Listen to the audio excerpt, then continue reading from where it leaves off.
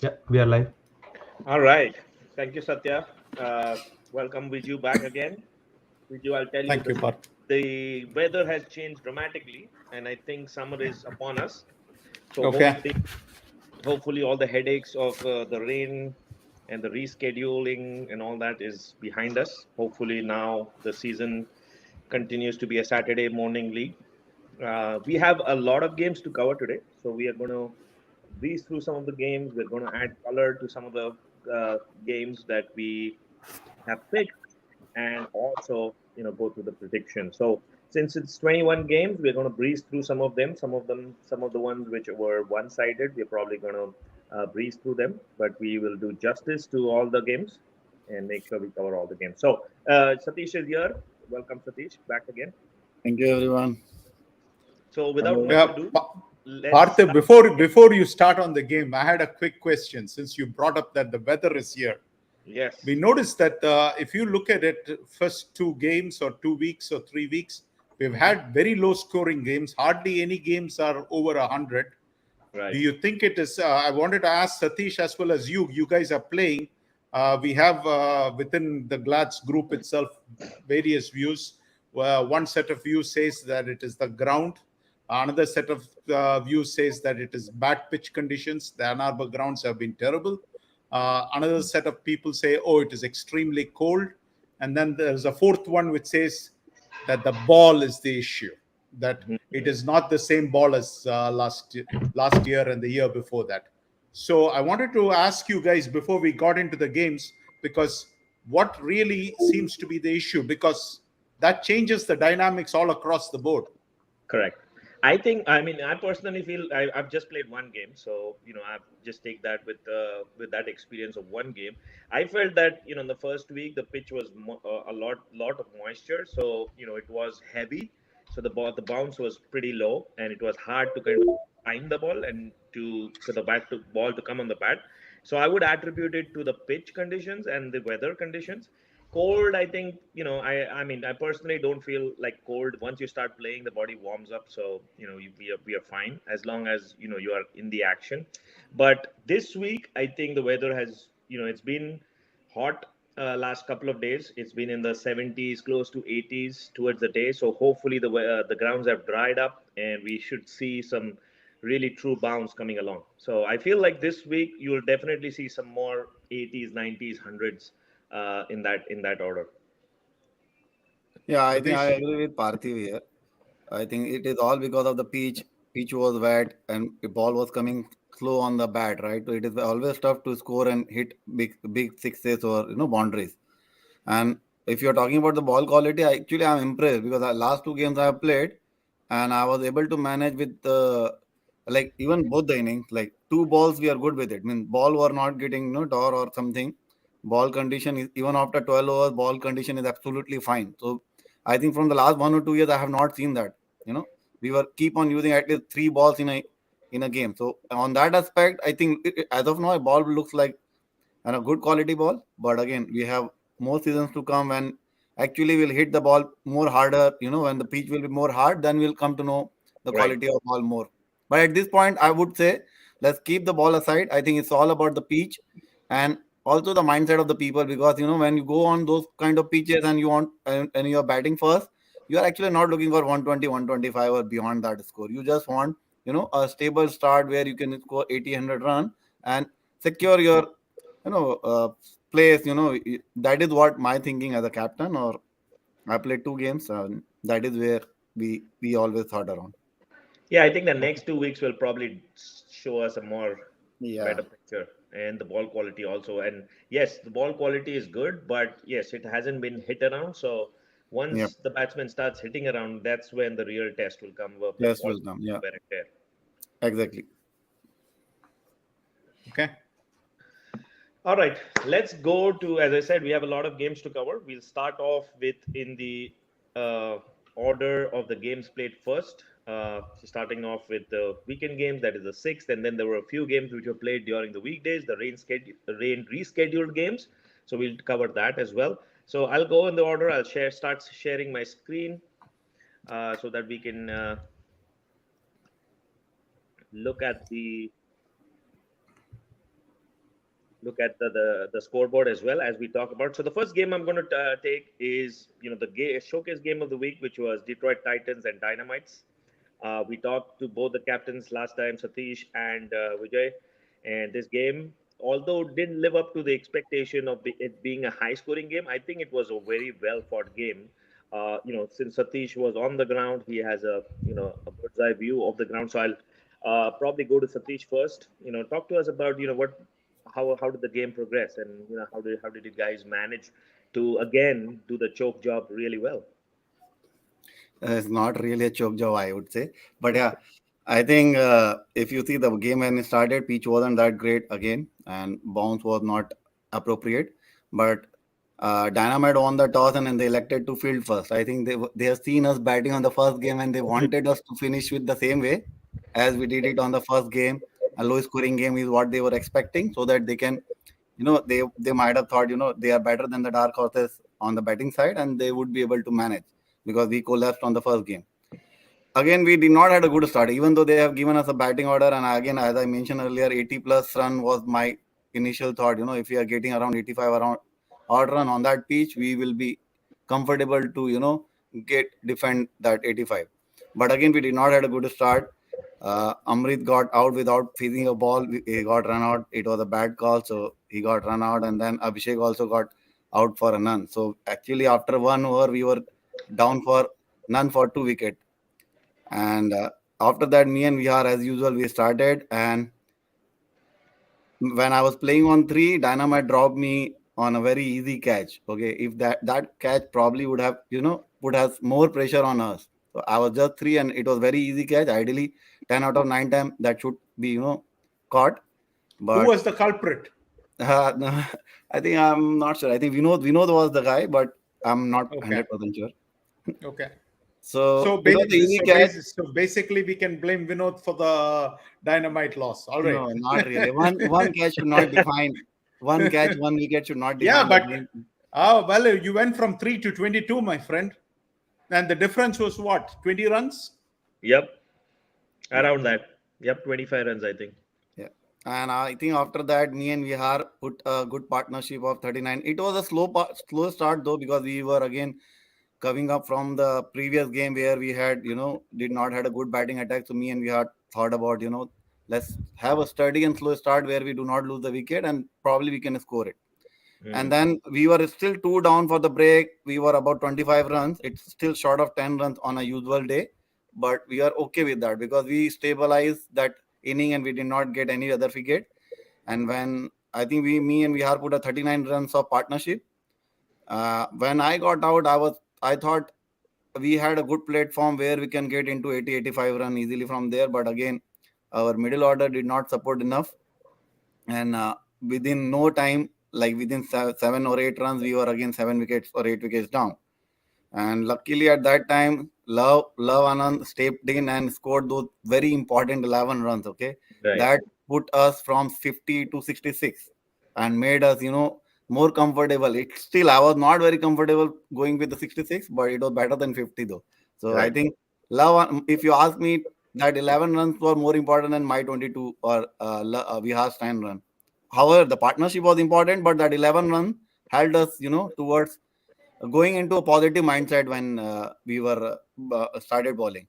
And when we started bowling, we were very confident with our bowling. And then based on our plan, we started striking them and we got quick wickets. We did not let any batsman settle out there.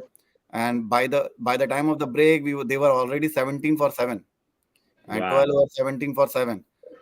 Surprisingly, we talked about, I personally, even though Vignesh was playing against me, I personally appreciated in the last game about the Vignesh that he is the key in the Dynamite and very great addition for the Dynamite. But somehow I felt that for the batting, they did not utilize him properly. He should have come little up. Mm. 17 to whatever 40 odd runs, whatever the Dynamite has scored, credit goes to Vignesh. Otherwise, they would have wrapped up in 25 runs odd run. He was, middling really good, and those 14 runs made us think, how we can get him out. But from the second end, we were getting wickets, so we were not bothered much about it because we still had, room to like 25, 30 runs for those. But last, I think Vignesh only got out at the end. But I think overall, Vignesh has very good day out there. He bowled, he caught, and he scored run as well. From our side, our bowling side, I think everybody has got a good wickets. Praveen is the first new addition to our team. He got 3 wickets, and he bowled really good. And rest, I think me 2 wickets and one wickets each bowler has got. So overall, it was good outing for us and hard luck for the Dynamite. Gabaji, last year too, you guys batted first, and last year too, you were 0 for 2, if I'm not mistaken. I It think was a that dream. time we were 3 for 3. I think. Okay, well, it was a dream start for Vijay Shanmugam and company. And last year too, Vijay Shanmugam was dancing before the ball is over, and so I'm sure this year too it is the same scenario. Uh, if you had won the toss, would you have batted first? Yeah, I would have batted first. Okay, so it was pretty obvious that that's why I was a little curious. Why did they even put you into bat? In the sense that you have last year's situation probably sitting in your mind. But then also, as you said, Vignesh Bala coming this thing. Let me ask you another question. Vijay Shanmugam says that, was that 2 of their batsmen were not out LBW. But let me ask you this, that there was one of the batsmen, I'm not sure who it was. It's either Satish or probably, I'm not sure. I I think think there are it is two. Satish. Yeah, but anyway, he said that the sound could be heard miles away. All right. Okay, let's discount that and say that it could be heard all the way to the dugout. Was it that obvious? I mean, was that where the umpire missed it? All right, but let me ask you this: did you know that it was No. definite inside edge? So no, what I did discuss with my bowlers and umpire as well. Okay, It might be a bat, but it was a pad first. He was it's a Vihar ball. It was a spinner ball, and he okay, hit the pad first, and then probably the bat. It wasn't okay. like sound from the mile, but again, it happens. Sometimes if players think that the decision is not on their way, they. But if you ask me, Vijay bhai, 1 wicket should not make a difference, huge difference. They were 17 for 7 at one point. I, And I, Ravi Teja, I personally, if you ask me, Ravi Teja was the umpire for our game, and he was quite decent. So, No, and you know what? Let me share something to you. Ravi Teja came and texted me privately. This mhm, is Ravi Tej Pujari. I'm mhm, talking about. He was the umpire for your game. He mhm, texted me privately and he said that, you know what? He might have got that decision wrong. He did okay. go and talk to the leg umpire later on. But Mhm, I'll tell you one thing, Gabaji, is that mhm, he knows cricket. I mean, he's a very, very good cricketer in his own right. mhm, So a wrong decision could happen from a good umpire. And again, mhm. as you rightly said, I don't think that should make the difference in the game. But in this particular game, I feel that the Dynamites missed a few tricks. I mean, I think they dropped Love Anand too. Was his catch dropped? Yeah, his catch was also dropped. Yeah, So now, if you're dropping catches, I don't think you have really anybody to blame but yourself. And at yeah, this point, I feel that, you know what, Dynamites in their head, I honestly think that there is probably, there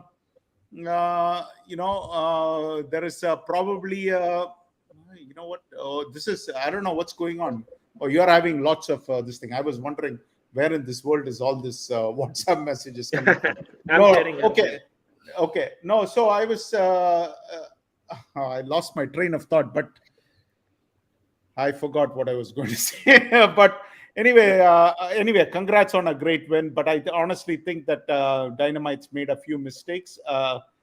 At the toss itself, they made a mistake. And then the question is on the batting order. I think we all identified Vignesh Bala as a key batsman. Why did he come so low down? And I think we had the same problem in the GLCC Bulls game where Samish Kilam came as the last batsman. And when we get to that game, we'll address that, where you have to make the right choices on the batsmen. This thing, and I mean, after this game, Vijay did say that he's going to take over the captaincy and he's going to do the leading going forward. But I do think that they missed a few tricks. But if they dropped all those catches, so many catches, then they have nobody to blame but themselves. But I think if they had taken you early on, I think again this game could have Yep. been different. But again, catches win matches, and I think you guys gave what, 5 wides? They also gave 14 wides. You see, 14 wides. Yep. 12 wides and one no ball and one leg by. So that is also making a huge difference. So it looks like, all these things adds up in a close game. But again, I think Vijay has a probably Titans sitting in their head at this point, because last week when we discussed this game, we talked about the fact that this is not a love fest. This is going to be a grudge game. I mean, we all knew it was going to be a grudge game. But yet, in two back-to-back grudge matches, Dynamites are 0 wins and 2 losses. So there's no way to say it other than I think they need to clear their heads at this point and see how they can come out of it. I also think that they probably have to look at their batting order. I mean, if you're having that good a batsman, and if the opposition is also worried about that batsman, why did that batsman come so low down? Yep. Yep. Yeah, to add to that, I would just like to highlight some bowling performances. I think it was outstanding bowling from both sides. Even you would expect that in a low-scoring game, but I want to highlight Suresh Balakrishnan. He got 4 wickets, and then on the Detroit Titans side, similar job as last game between Satish, Parag, and Vihar. I think they choked up, and Praveen was the beneficiary of that tight bowling. He got 3 wickets, but if you look at the other end, which was served up by Satish, Vihar, and Parag, that tightening, the screwing, made sure that they got wickets on the other end. So I think it's a great bowling effort to restrict, not allow Dynamite to score 65. I think a great win. So hopefully, the next grudge match, Vijay comes up with a better plan. Oh, I had a quick question for you, Gabaji. I mean, do you think that you made up for Sahesh's loss by the new addition which you have in the bowling department? I do not know how good he is. There's no exact match though, but yeah, he is a good all-rounder. So you will see a lot of good performance from him, is what I can say. Okay. There's not really even though Sash would have played, he would have been coming. So we had before, like during the winter itself, we had that talk, and he was aligned with us. No, I understand that. I mean, now when you have lost somebody, obviously, one of the things is to replace that loss. My only question was on the bowling department: is he an equivalent replacement, or he's a spinner? So there is no match. Sayesh was a fast bowler, and he's a spinner. So, but he's a good spinner. I think you will see a lot of good performance from him. Is what my expectation is at this point. Okay, all right.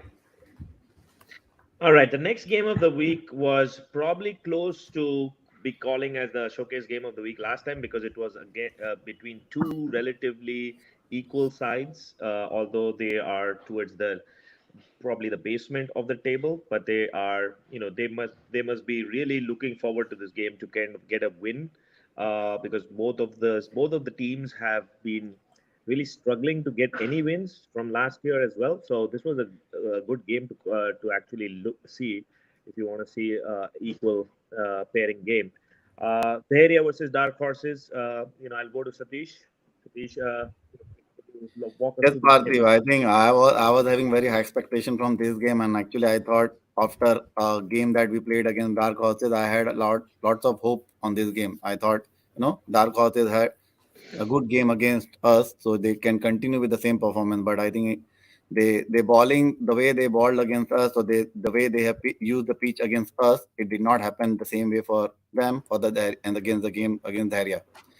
If you see the area score, Imran Zaid is a new addition for their team, and what a game he had. I think he's playing first game in the DCL, if I'm not wrong, or he might have played with some other team. I'm not sure, but it is a new addition, I believe. And he scored 45 runs in the 71 ball and just 1-4. And I think other than him and the Subham and Raja only supported him. Otherwise, they would have have more score, I would say. But 102 was again the pitch that we were playing. It was at par for the Dark Horses, considering they have team batting lineup too. But if you see Mohammad Nabi, he did a good bowling against us as well, and he picked up the 5 wicket in this game as well. So it was a kudos for him to pick up the 5s. 5s are always special. In Yep. terms of chasing the 102, as I mentioned, the pitch wasn't that great for chasing 102. Pankaj Worth, again, they changed their order. Pankaj Worth and Rahul Bhandari, they switched their order, I believe, in this game. And Pankaj started and he started descent. He and Sushant probably started good 10 and 13 and 10 run. But after that, Rahul Bhandari came in the middle order, but no other support from anyone. And it was just 68 odd runs. I had a lot of hope, but yeah, I think better luck next time, Dark Horses. And I think good win for the Dharia. I think last time they managed to win at the towards the end of the season, Yep. but this time they started with the win, and I think they have a couple of good additions. So I think we can see some few more wins from them. I believe from the bowling side, I think the Dharia side, Sachin, Raghav, Kundal, they picked two wickets. I think overall good performance from the bowling side. Yeah, We, overall, I think Daria played really good game. Batting and bowling wise, one outstanding innings. I think made the difference. Dark horses on the other side, I think they must be ruining their chances. This is a game which they would have highly anticipated, doing a great performance and maybe getting a win, but that was not to be. If I wonder if they had won the toss and elected to bat, the situation would have been different. yeah. Again, I have no idea as to why you would win the toss and elect to bowl in these conditions when the pitch is damp. You would want to bat first and not bat on a deteriorating pitch. So, Again, they might have thought about replicating the thing that they have done right. against us. So that might be the thought, maybe. Yep. All right. Let's move on to the next game of the week. That was GLCC Detroit Bulls. I know, Juiju, you are itching to comment on this game, so I'll go to you first to add color. No, I mean, I think Geno James has once again become the best Bulls player with MBB gone. I think if you look at it, the last two Do we games, have both video? uh, can you hear me? Yeah, Yeah, now we we can can. hear Yeah, you. go ahead. Okay. What I was saying was that, with MBB gone, Geno James has become the best Bulls player once again. And if you look at both the games, he has once again done a fabulous job, both in this game and the game which was just held 2 days ago. Once again, carrying the bat. And anytime the score is around 70, 73, I will trust my life on Geno James to get the job done.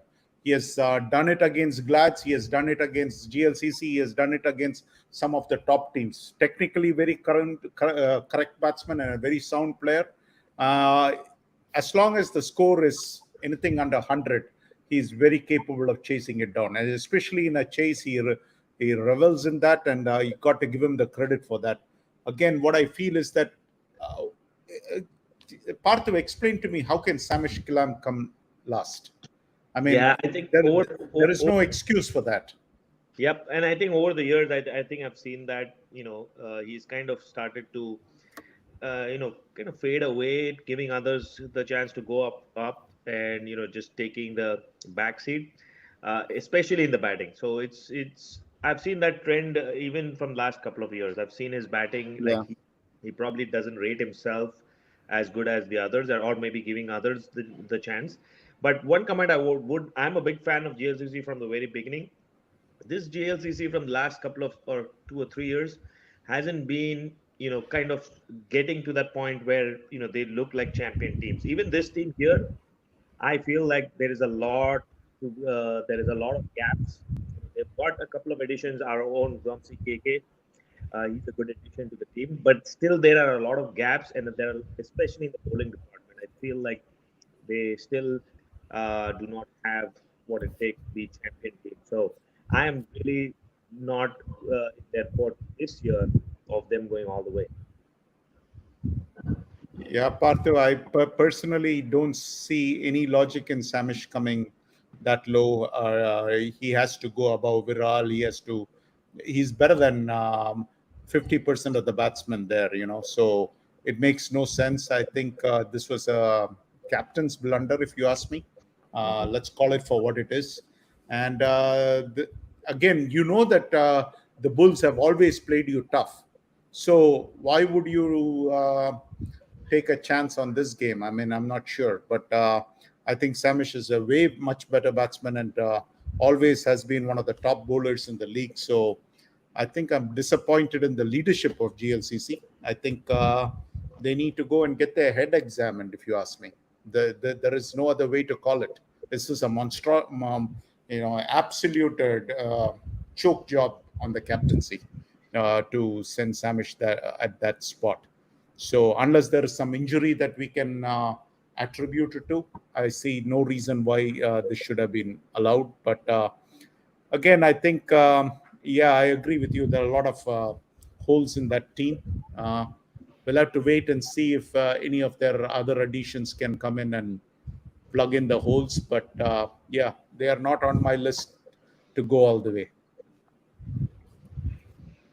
All right.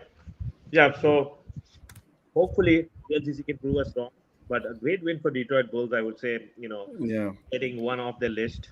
No, I think we need to talk about the Detroit Bulls also. If you see, right, even though score looks like 73 for 8, right, it was actually a comeback from the GLCC. Otherwise, just three batsmen have scored 60 runs. They would have gone more comfortable victory, and GLCC was never on the game. And what I heard that they dropped some couple of catches from the top order batsmen too.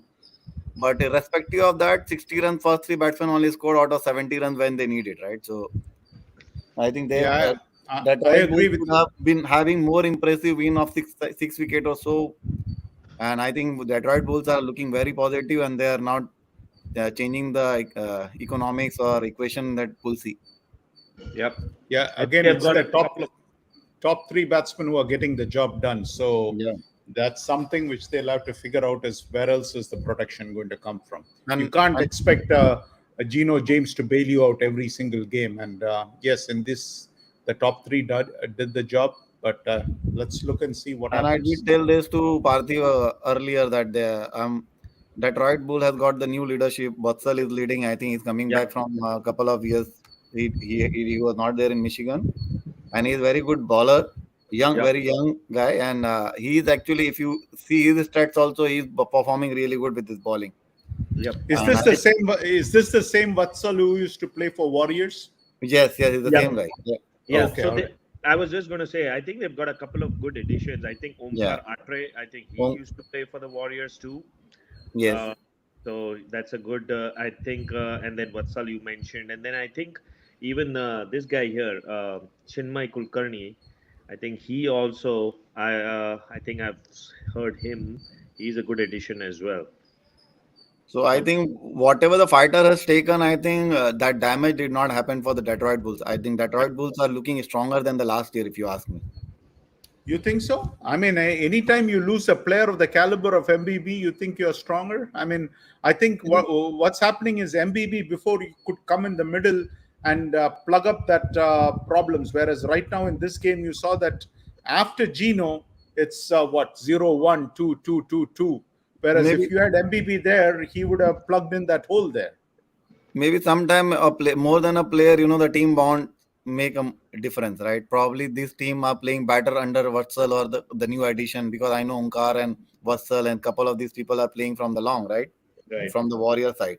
So maybe they have a better equation at this point in the team, and that is making a huge impact for Detroit Bulls, because result says that they are better performing than last year. Don't you think it's too early to decide on that? Because there's just a couple of games.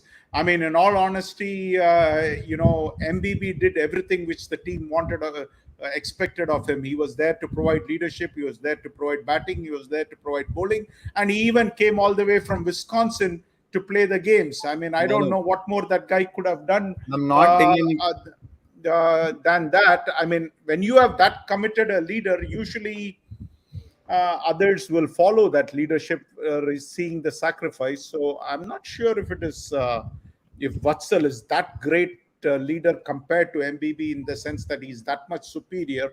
I feel it's a little too early for us to pass judgment. I agree. That's just my thought. I'm not passing a judgment. What I'm saying that the team looks good. I did not expect Yeah, them to perform that good after MVP's exclusion, but they are yeah, doing I above agree. my expectation. Is what my I'm trying to say.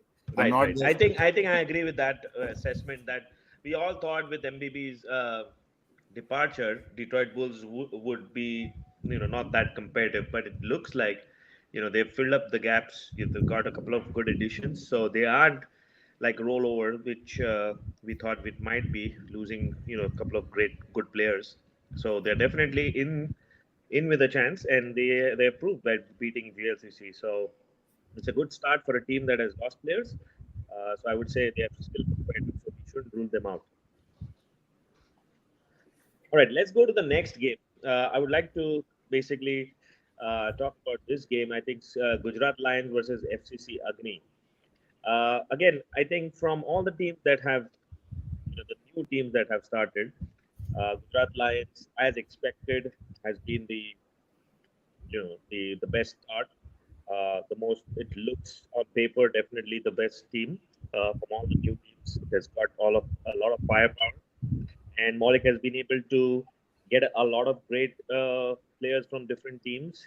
From bats, from strikers. He's got Ishan. He's got Shivam, Dhanit, and Ronak, obviously, and Keur Patel. I think that guy is a very good addition yeah. I don't think we called that out. I know we will have and probably focus on Ronak you, but I think from all the additions, I feel Keval Patel, if he plays, I know he plays a lot of T20 in Vishka, but if he plays, that guy is a very good addition.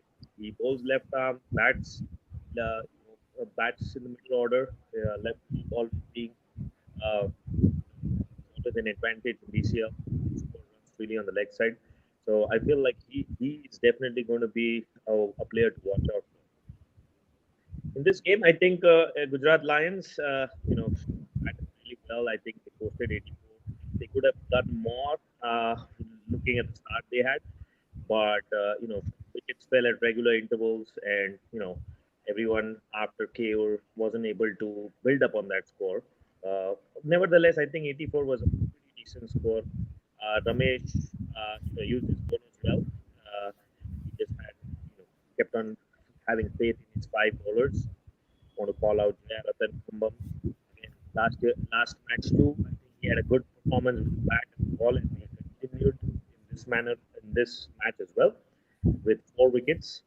And, FCC Agni last game, I think they started with a win, but this time around, while chasing, I think they collapsed. And as you can see here, it's the old war horses, the old people, the old guys we all know who have been doing their magic year after year. You see the bowling figures. Ronak Q amongst the wickets, Ronnie, the magician, as we used to call him, 4 wickets, and then Keur Patel doing a demolition job, really, to not have FCC Agni any chance of being even close to the Gujarat Lions total.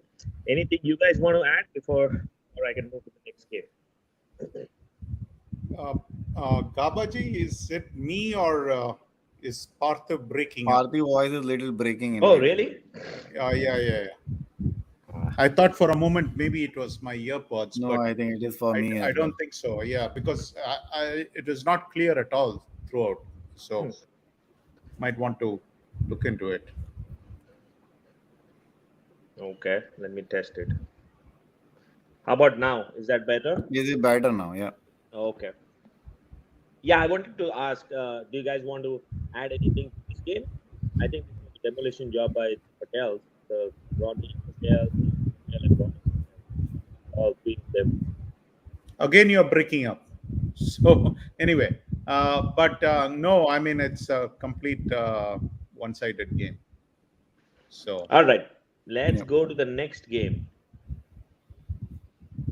Motor City versus SSK. I know, Satish, you wanted to call this game. I'll go to you. So I think it is another one-sided game. I would call it, but Motor City won the toss and elected to bat first. They again 57 run. They got it, but it wasn't enough.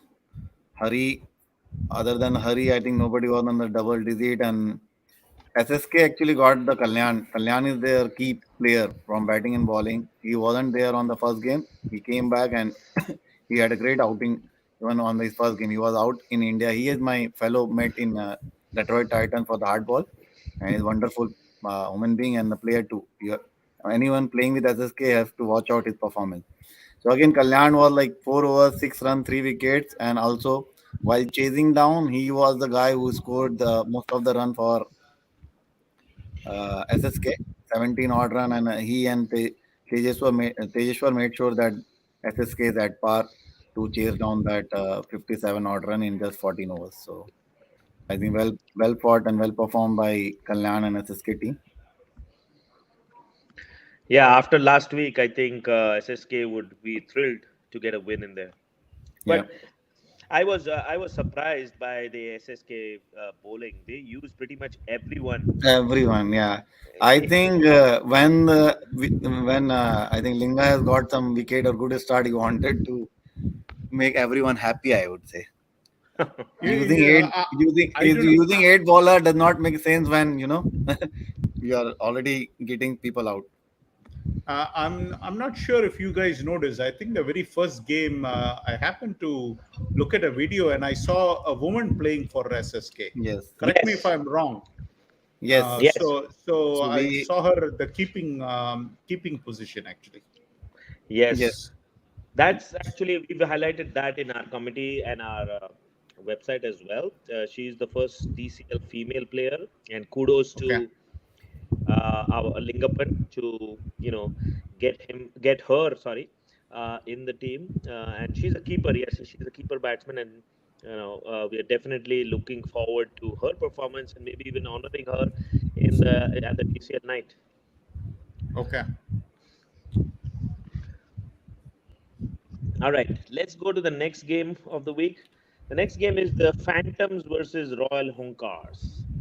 Now, this game, another one, just like the Dark Horses and Dhairya, another one where two teams who haven't really topped the charts or created any excitement in DCL with their performances went head to head. Royal Hunkars is a brand new team, so we there was definitely a lot of unknown. But in this game, I think Satish, you want to go with that? if Satish, you go ahead. wanna cover, you can cover, Parthi. Yeah. Yeah, I think in this game, I think it was kind of a surprise in the Phantom scorecard. If you see, the top order failed.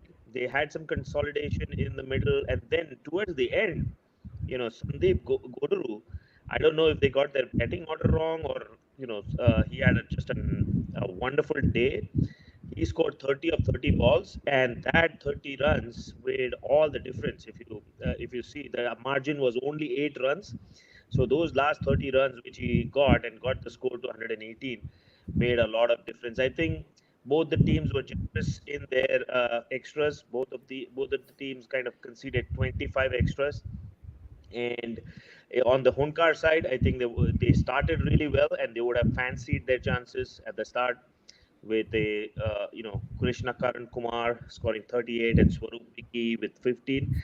But again, the story which happens a lot of times, have a good start, you need the middle order and the late order to support, and there wasn't one. They came close, I would say. There was a chance in the game where they would have felt that they were there, but again, it requires, while chasing, you just need to have a finisher. You need to have someone stay till the end and make sure that the last run is scored, and that didn't happen. So a great win for Phantoms, but Royal Hunkars, I think, should take heart from the fact that they got a bonus point. They came close. Hopefully, this is something which we can see from Royal Hunkars, where they can get some win or more points from them. But a great win for Phantoms. I know they are looking forward to a great season. Rajesh has added a few good additions to the team, and this team, although people take it for granted a lot of times, but this team is steadily improving. So I would caution against taking it very lightly with Phantoms. I think it's not every year they have added few people, and every year they've been able to kind of give some really good and surprising performances. Any idea why their scorecard says that they bowled 27 overs? Yeah, so scorecard, I think we will have to kind of take it with a grain of salt. There have been some problems this week with the scorecards in cricket clubs. So I am assuming that this is a glitch which needs to be fixed. Yeah, I think number of dot balls they I might would have I, handled I, I more. would be really surprised if they played 27 overs No, this and is not Phantoms 27. I think bowled number of 27 dot overs. balls they have entered in the scorecard is more than what they have played. All right, And one more thing, let's I go think to this the is only next the game. game. This is only the game which Hitman versus Cover Drive Cricket Club. Again, another one of those one-sided games. Cover Drive Cricket Club, brand new to DCL. They are just getting their footing in, and they're getting a taste of what it actually means. And Hitmen, on the other end, with Arun Shankar leading from the front, have been really awesome. I would say, I have an outside bet on them going into the playoffs. They are in the same group as ours, but and we play them actually this week. So we are going to be looking forward to this game because I feel like Hitman over the period of time has become really, really strong. And I think one of the guys they called out, I think in our in our community, DCL Primetime community, is Syed Aplu. I think they called out like that he should be a great addition and a player to watch out for. So, we'll see if that holds true. But again, a quality performance by the captain, Arun Shankar, 30 not out, making sure that they chased it easily. And then even with the bowling, I think he's always been outstanding with the ball. But again, starting the bowling, 5 overs, 14 runs and 3 wickets, I think a standout performance. So I think it was an Arun Shankar show. Yep. Go ahead, Viju. You No, wanted I to say mean, something. I think you rightly identified them as they're going to be contending for one of the spots coming out of Pool B. Yep. So I think this weekend is going to be a critical weekend for them. I think they play Glads and they also play Strikers. So Yep. two critical games for them. Absolutely. All right. Next game is the Glads versus Cheetahs. Even though the scorecard reads 11 for no loss, the game is. I can rest assured that the game is done, and Glads have won. Uh, you know, I would like Viju, since you are following and you are watching this game, to take this game and add some color to it. Yeah, I mean, Parthiv, I thought I wanted to highlight Taifur Rahman. He took a hat trick. All three last 3 wickets for Cheetahs were clean bowled. I mean, that happens rarely, wherein you get all three. Two of them were middle stump, and the third one was the leg stump gone. So he was on fire.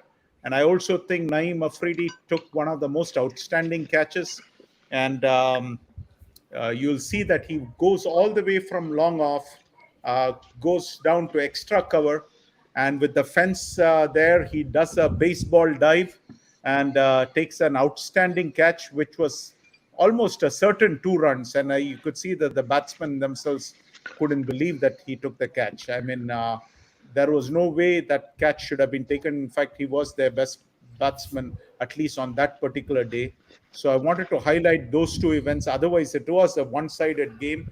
I did want to run a video, Parthiv, to see what you thought about that one particular out, which even Avinash Raghu said that in their game, Pukri's game, I guess, there was a similar outing. And the question is, I want you to take a look at this and tell me, is this out or not out? Because you have a rule which says that if the ball is above, it's rule number 19.14. If the ball is above your waist, Hmm. standing upright at the crease, then it is supposed to be a no ball. So take a look at where this ball is passing the batsman while he attempts to play the shot. All right. Can you see my screen? Am I sharing? Yeah. Yep. Yep. All right. Let's look at this. Let me enlarge the screen and play this video.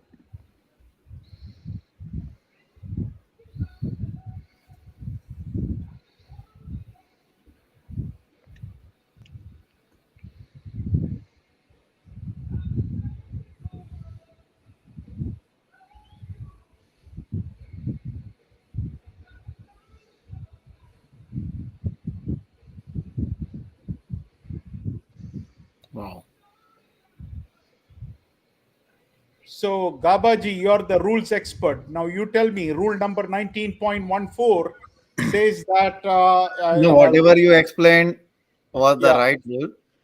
Okay. From this, specifically from this angle, it looks like ball was above the What is west. that?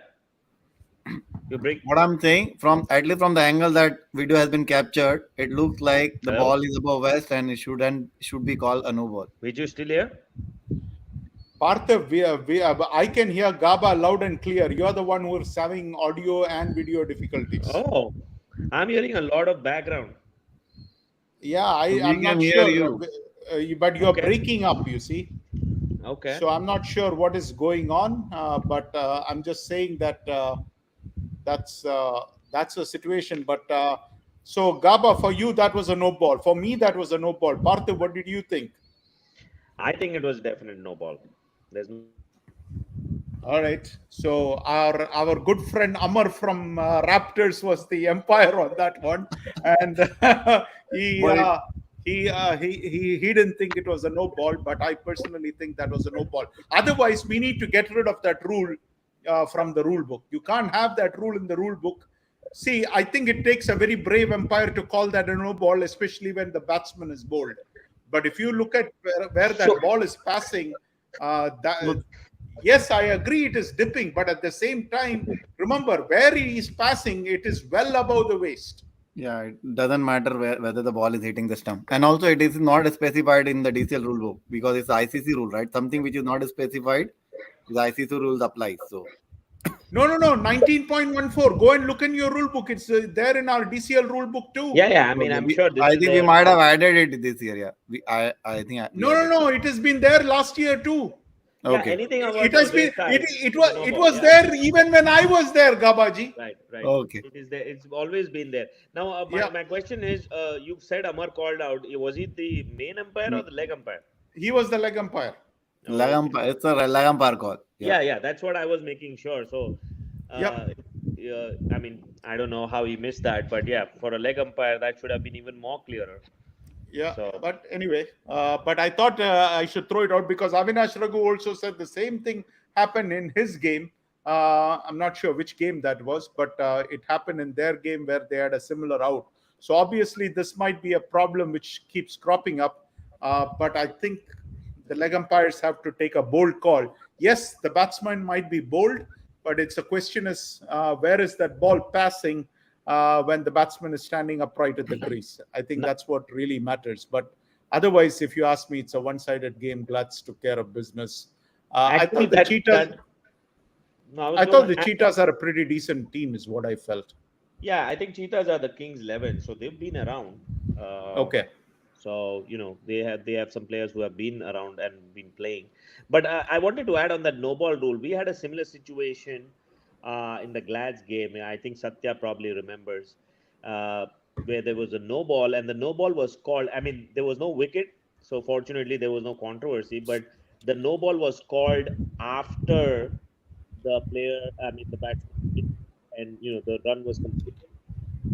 Then the leg umpire called a no ball. So that also is something which is a violation. The no ball should be called as soon as the batsman makes contact or there's a contact with his body, whatever the case may be. So that if it's a wicket or if it's a catch, if there's a controversy after that. Calling it after the play is done is probably too late. Yeah. Again, I have to give credit to Satya for staying there in the middle and taking us to 102 because at one point we were, I don't know, 57 for 6 or something like that. Yeah. And, it was just good old fashioned staying at the wicket and grinding it out, which took us to 102. So the skipper played his part and he did a fantastic job with the bat. Yep. And Ajar as well, right? Ajar 15 runs. Yeah, absolutely. That was golden. So really those 15 runs were also very important, though. Yep. Just for the benefit of the viewers, what was the margin of victory? It was, I think, 50 odd. Yeah, they were 47 all out, if I'm not mistaken. Around them, yeah. Okay. Yeah, I know we are fixing the scorecard, so the scorecard doesn't reflect. So let me ask you this: if we could update the scorecard, why couldn't they update the scorecard?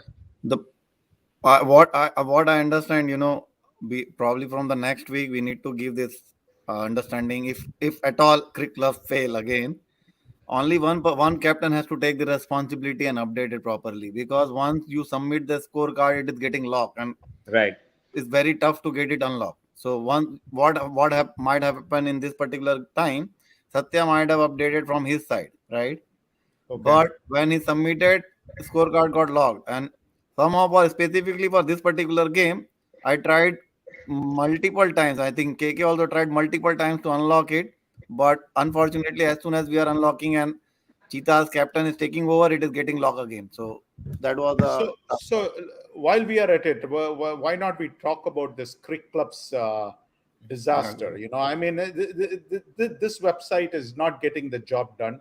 Our friend Ravitej Pujari, who is very, very active, all right, very active. He's probably the most active guy in that primetime community group, WhatsApp group, right? I Right. mean, he says that he gave a earful to the CEO or something along those lines, because he passed on that, this is simply not a product which is sustainable. My question to you guys is, what are our options at this point? Because it almost seems like, we get on this website and immediately as soon as traffic comes in, everything gets locked out, or the website stops working. And I remember one thing, Parthu, here is the interesting thing. I was actually scoring sitting in India, all the runs and balls which were scored in this Cheetahs game. And I noticed that my good friend Amar gave a couple of overs in which he bowled 7 balls, and our Glads guys readily gave 7 balls. You see, and so somebody is not even keeping track of the number of balls which is being bowled. But my question is, what do we do about this? What are our So I think, options? We are yeah. like So, at their mercy right now. right. So I think yeah. since we've started the league, it's hard to kind of now go for another option altogether, because we need to, there's a lot of data which is housed in cricket clubs. We will need to plan a migration of data and move to, if we're planning to go on a different platform. So we will need to analyze and figure out a better option. I don't think we can do it ad hoc. So currently, I don't think we have an option to kind of just move away. But I And think, And what. also from the IT aspect, I would like to say that cricket clubs has becoming popular day by day in the US, right?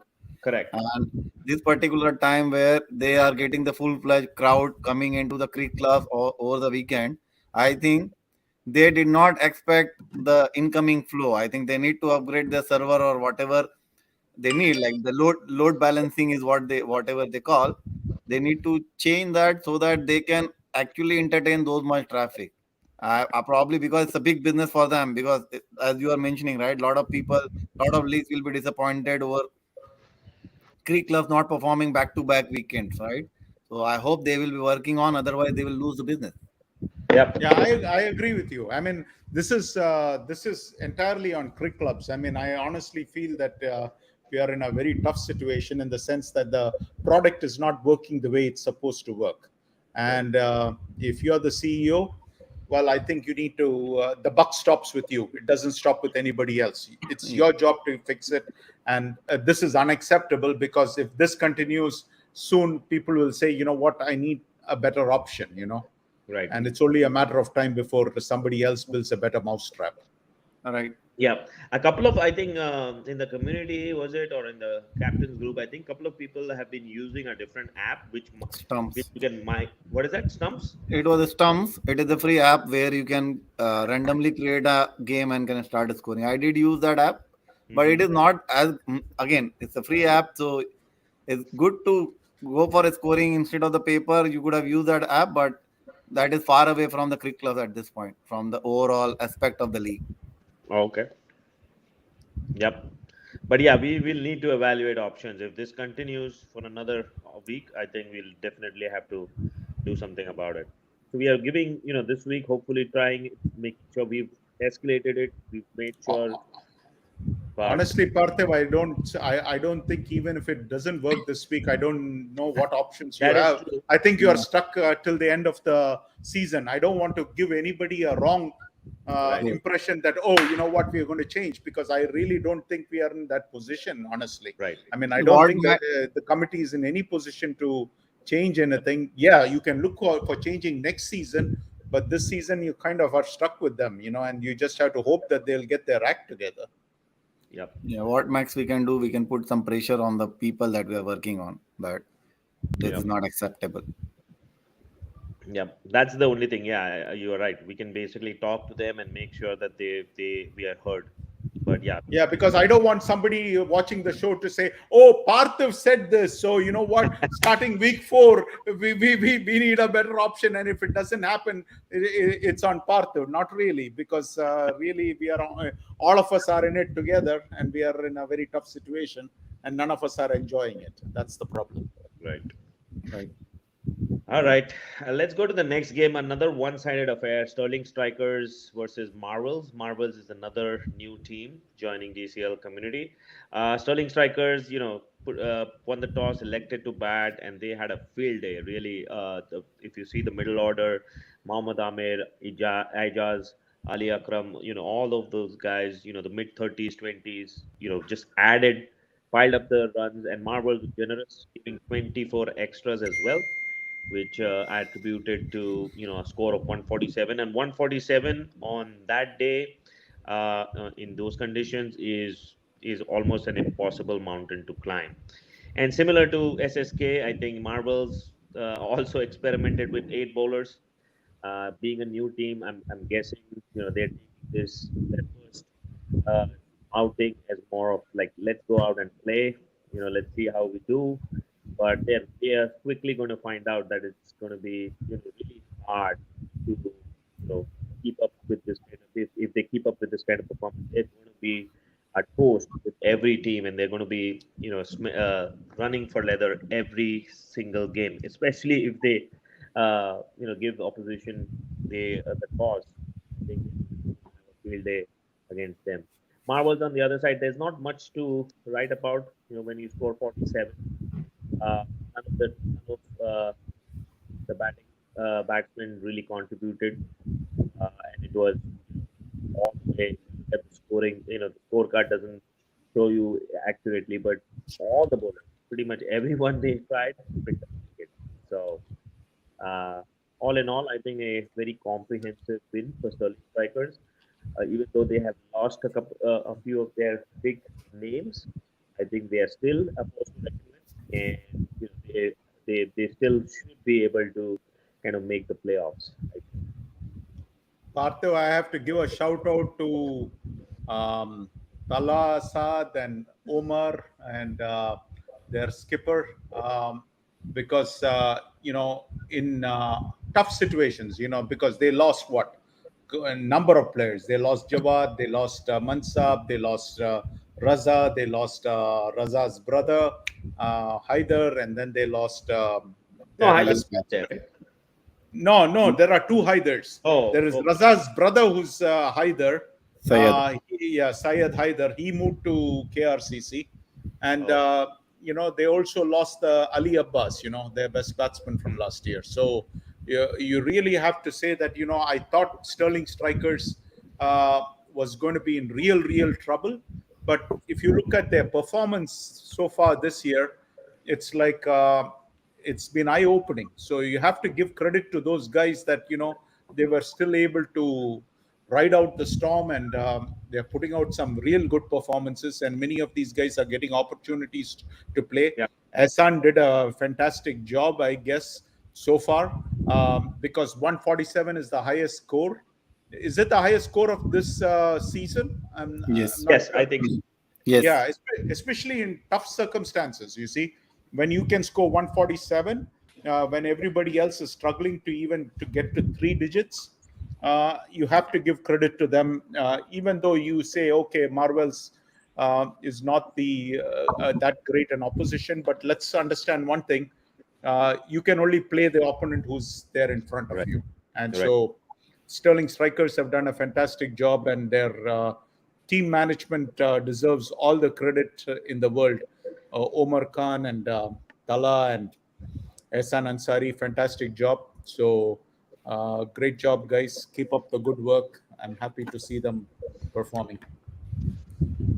Well, the next game, if this game was a high-scoring Sterling Strikers, the next game was a, a really an eyesore if you are a batsman. 27 and then 28 for 6. So I don't know what was there in the pitch, the demons, but this is a score which you basically feel like, oh my god, this pitch must be creating havoc here. But Rising Stars, I have been here for a very long time, haven't been able to really get to that point where they can be considered a serious contender in this match as well. Or you see electing to bat, and Psyche and Swarna kind of just ran through the batting order. Single digits. It's almost like a phone number. 3120266, and ducks all the way from the middle order. You see all all of them never even opened an account. So a demolition job by Red Devils. But on the other hand, when I see Red Devils scorecard as well, they weren't too comfortable either.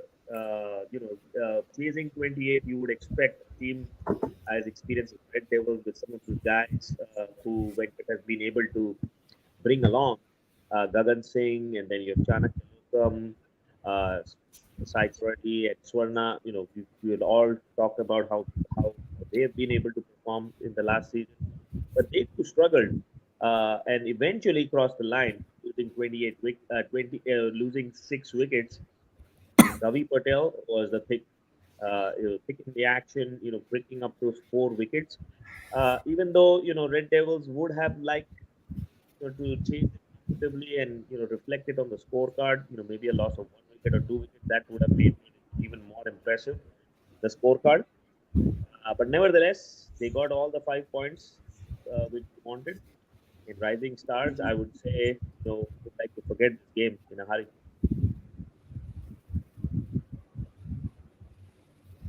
Anything you guys want to add? Sure, you guys don't have anything more to say. Yeah, I think we can pass on now.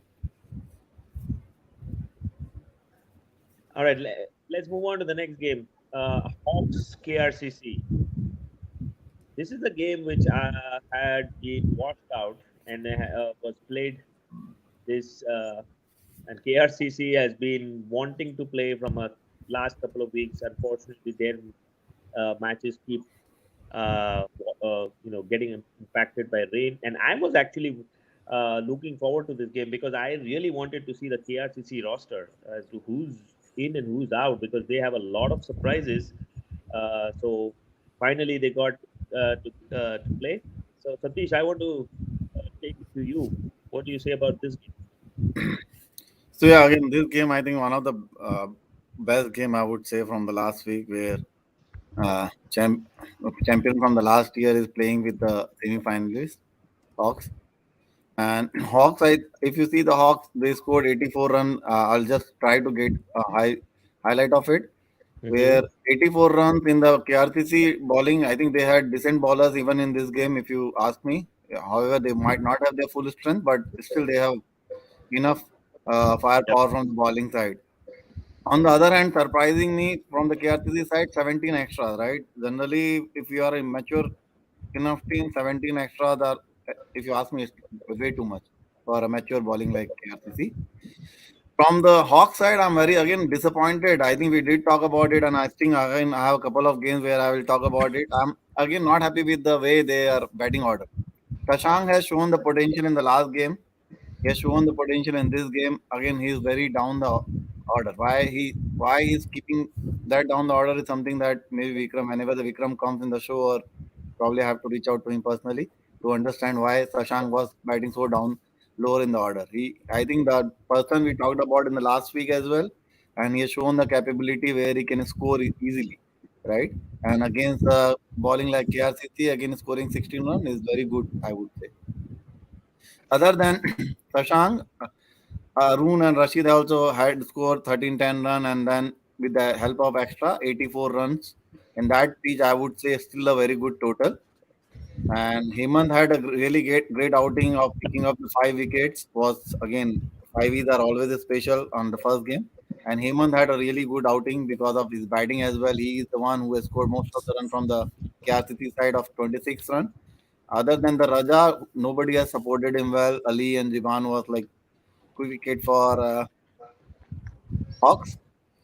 If you see right after that, Sashank, Rayan, Jashni, nobody supported him. And at one point, I would say when they were playing, I could not see the fall of wicket here because of the score glitch again. But what I expect that after the Jasmeet wicket, RCC wouldn't be that very comfortable sitting on the dug area. They was already, I think, 7 down, and they still probably need another 15 runs, if I'm not wrong, at least 10 to 15 runs, right? From Yeah. there, if you ask me, it was anyone's game. Last 3 wickets on the pitch conditions, 3 wickets, 15 runs, it was anyone's game. But I think, again,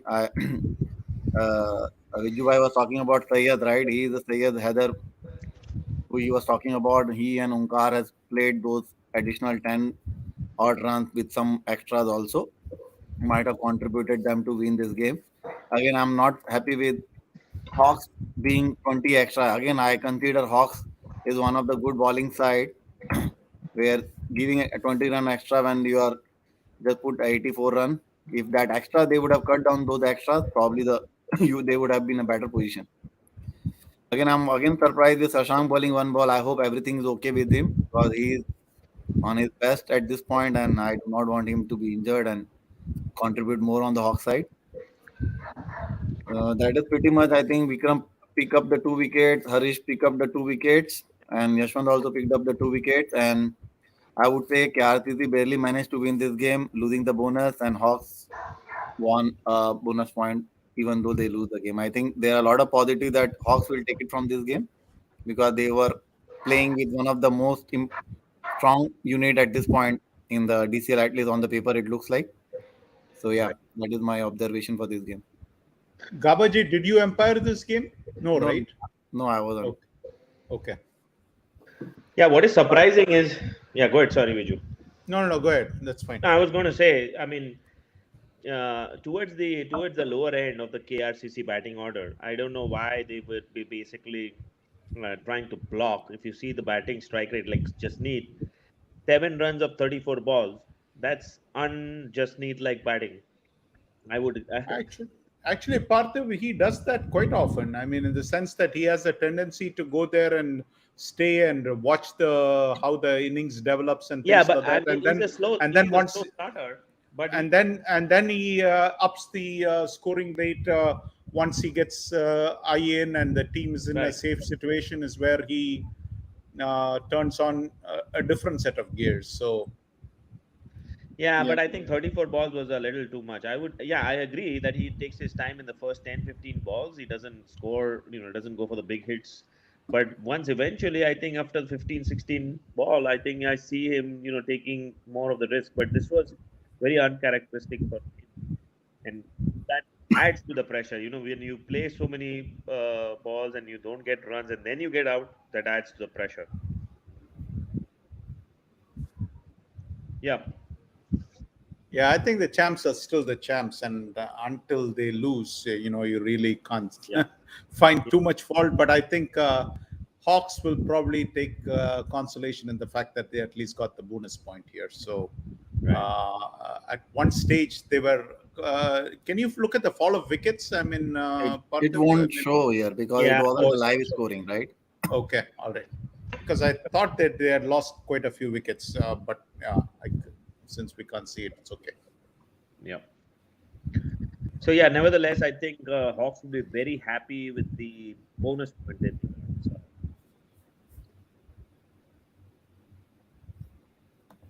all right, let's move on to the next game. The next game is the one-sided affair between Pokhris and local boys. Pokhris, I think, look very strong, and I'm glad to see the top order firing all units. Vignesh, all the known usual suspects: Vignesh, Raghu, Saranraj, all those guys who have been performing for Pokhri's batting unit again stepped up, made sure that they have a field day, had a great outing there, made sure that the score 120 again in these conditions. Once you get over 100, it's fairly certain that game is in your bag. Although Raja Krishnamurthy did a fabulous job of picking up 5 wickets, he was the standout performer for local boys. But I think the score over 20 was a little beyond local boys. And then we had the second hat trick of the week. We had Raghu, ever say the name Raghu Palanisani Sami. He picked up the hat trick in his second over. So you see his figures 1.1, 2 runs, 4 wickets. That was the second hat trick of the week. And Pokris with their bowling unit, experienced batting bowling. I think they also knowing that they had the game in the wrap, basically had everyone roll their arm over, and everyone pretty much picked up a wicket as well. So a demolition job, I would say. Again, another one-sided affair for Portuguese. They weren't tested, but I'm glad. They love to slowly get into the groove of things with this easy win, rather than having a tough opponent and a tough game. So I think the next few weeks will be challenging, but 5 points in the back for Portuguese. Parthiv, you're breaking up a lot, my friend. Oh, I don't know what's happening. I really don't know why it's happening. Yeah, see when you come here, it's clearer. But I'm maybe, not sure when you're. maybe I'll probably have to sitting back. be really near the laptop. Yeah, but when I turn my head away, I think it starts to break away. Can you hear me better now? Still, there is a little bit of a breaking, but at least Oh, better than what it was before. yeah. When I speak right into the computer, I think it's better. All right, let's go to the next game, the Fighters Indus Thunders game. I'll go to Satish first. I know you were keenly watching this game, so Yeah. So again, I will brief it about it and leave it to with you to give a color. Again, fighter won the toss and they elected to bat first, and I think they did not put enough total to start with. 49 wasn't enough against the Indus, and they still I think had a good start after even losing Anil and Prasanth, Sainath and Suhesh. They scored 15-15 each run, and I believe at that time only they would have been like 35 or so run for 3-4 wickets. But after that, no one supported them completely. I think there are 5 or 6 zeros in the batting order.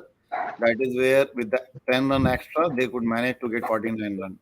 So 15, 15 and 10 make it already 40. So another meaning 8, 9 batsmen only scored 9 run.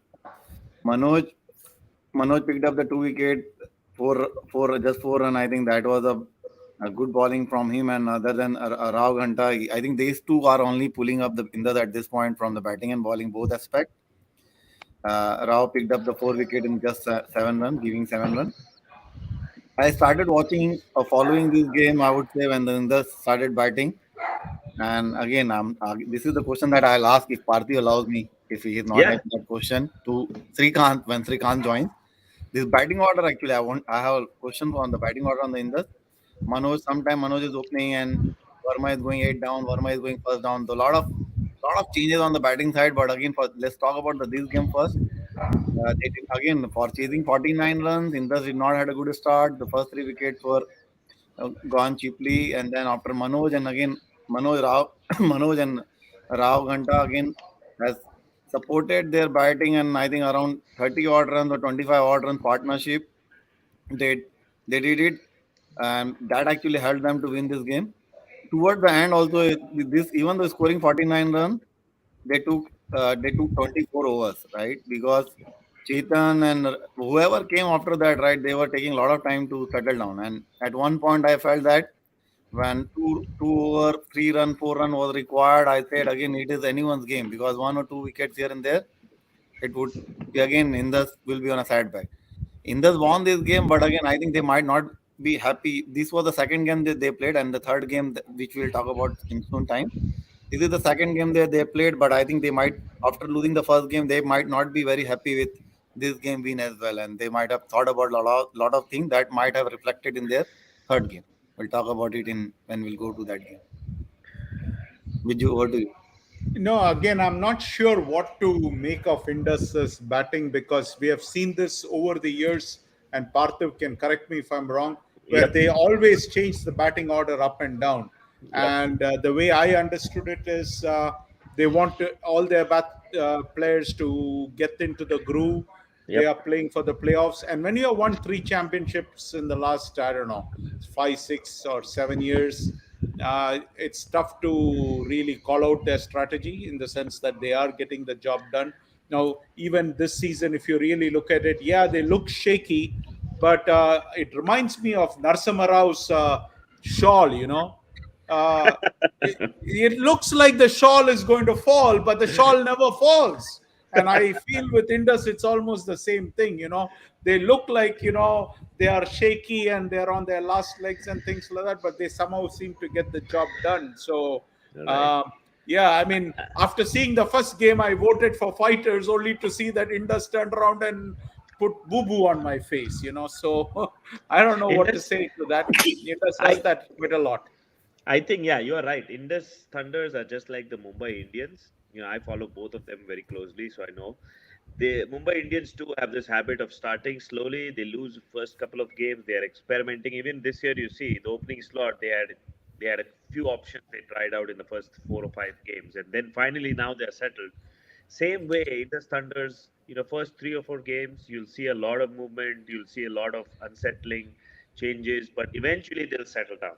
So I'm hoping next game. I know it's a big game for them, but I'm sure that will be the time when they will show, really what they are made of.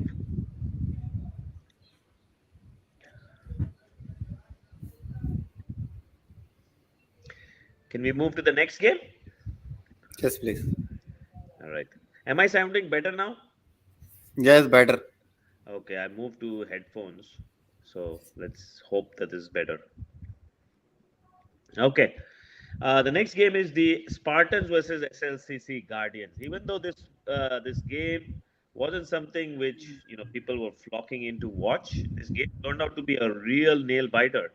So I want both our analysts to kind of comment on this. So, Satish, you go first.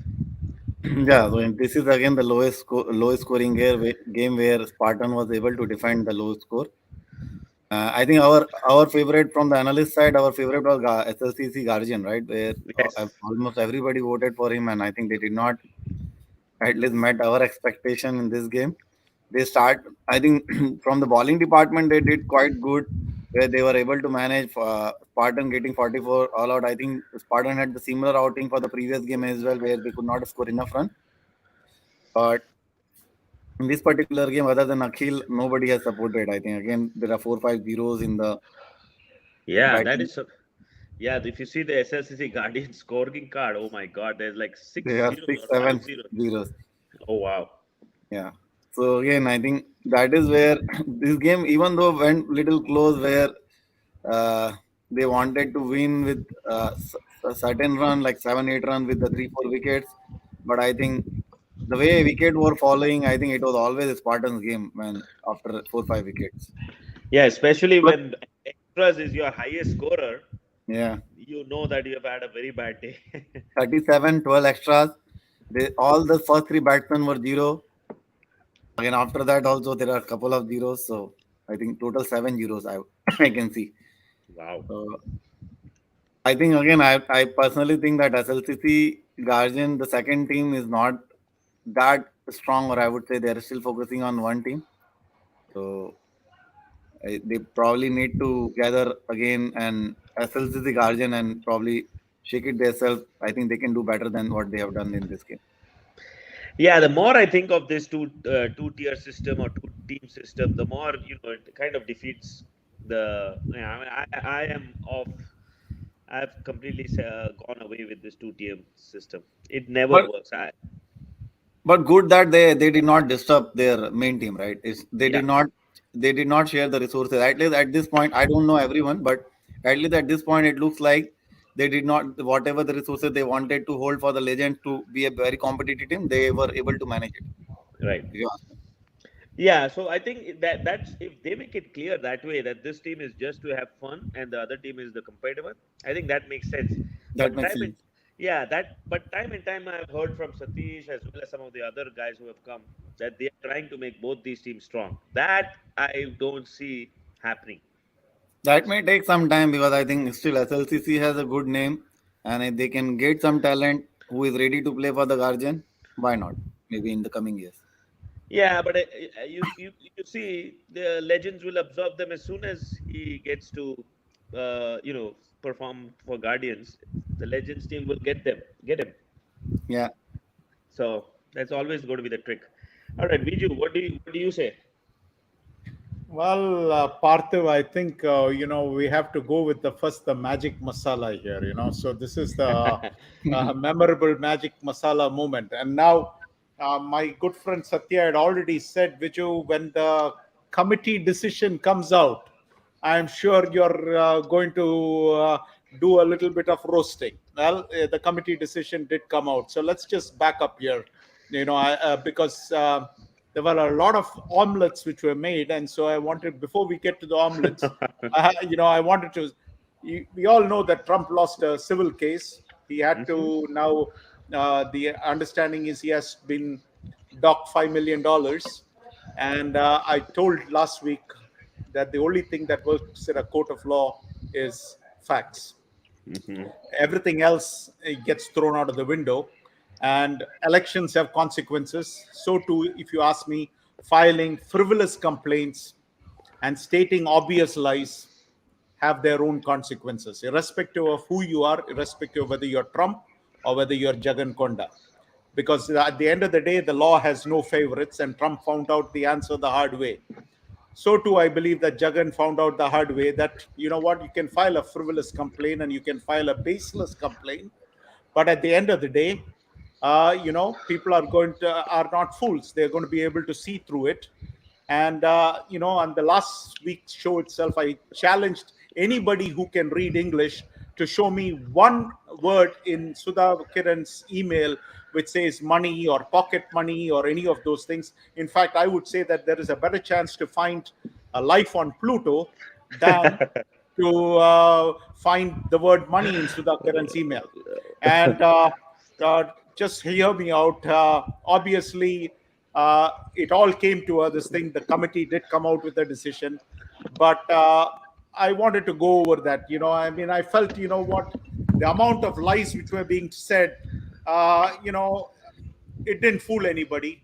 I personally felt, saying things like, hey, we went from 20 to 25.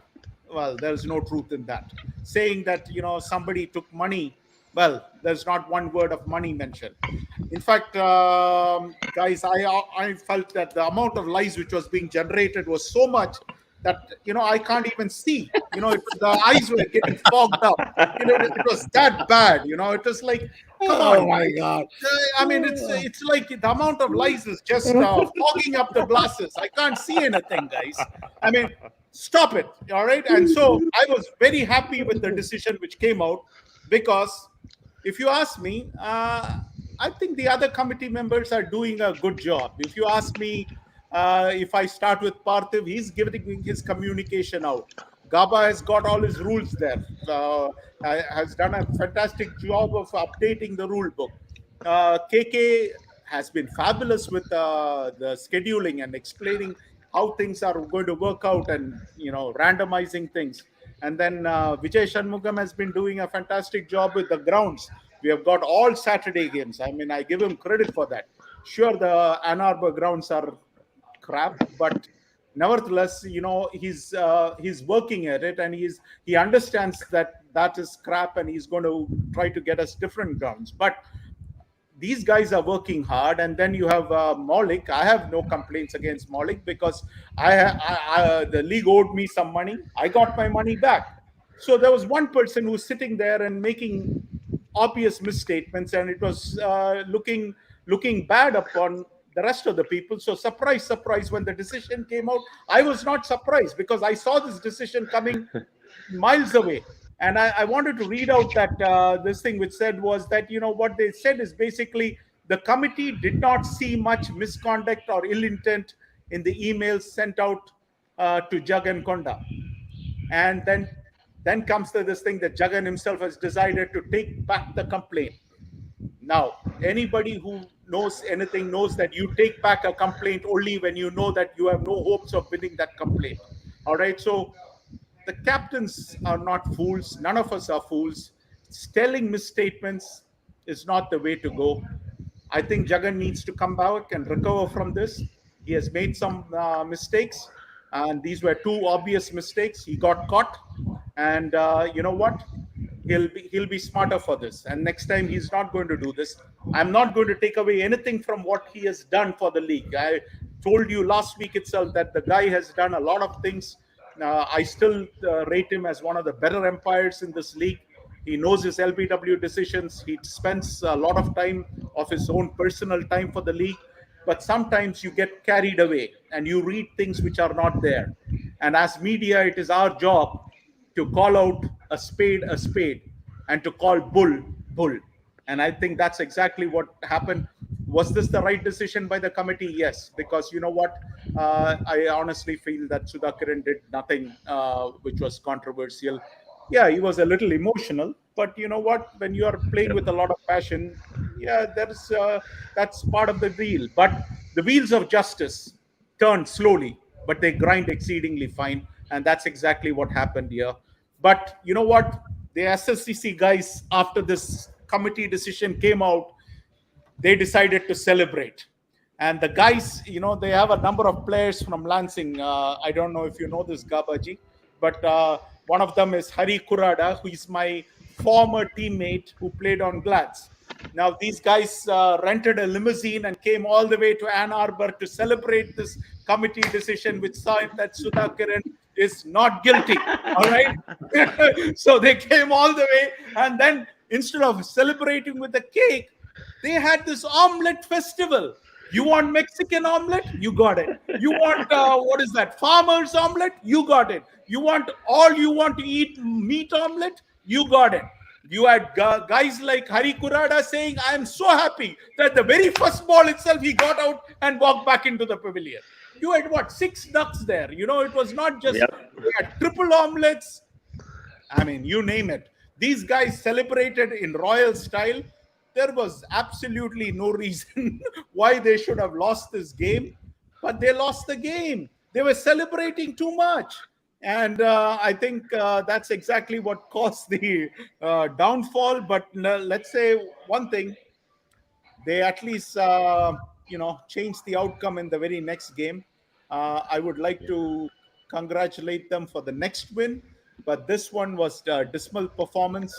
Now that Sudhakiran has got this whole thing behind him, hopefully he can focus on how to get the Guardians ship to go in the right direction, you see. But I do not know what it is, but let me ask you this. Marvels, what was it? Let me... Spartan, but the thing is the Guardians took care of business against Marvels, all right? This is the next game. That also has a Jagan. So it looks like anybody with the name Jagan, Guardian seems to be on doing very well. Whether it is somebody in the committee or whether it is somebody in the opposition named Marvels who has Jagan as a skipper, they seem to have won the game. Now the jury is out to see if they can repeat that against a team which does not have a Jagan in it. So let's see what happens. But anyway, I'm happy for them. I also think that the committee did a fantastic job in getting this decision out, because everybody knew that this was frivolous and there was no basis for it.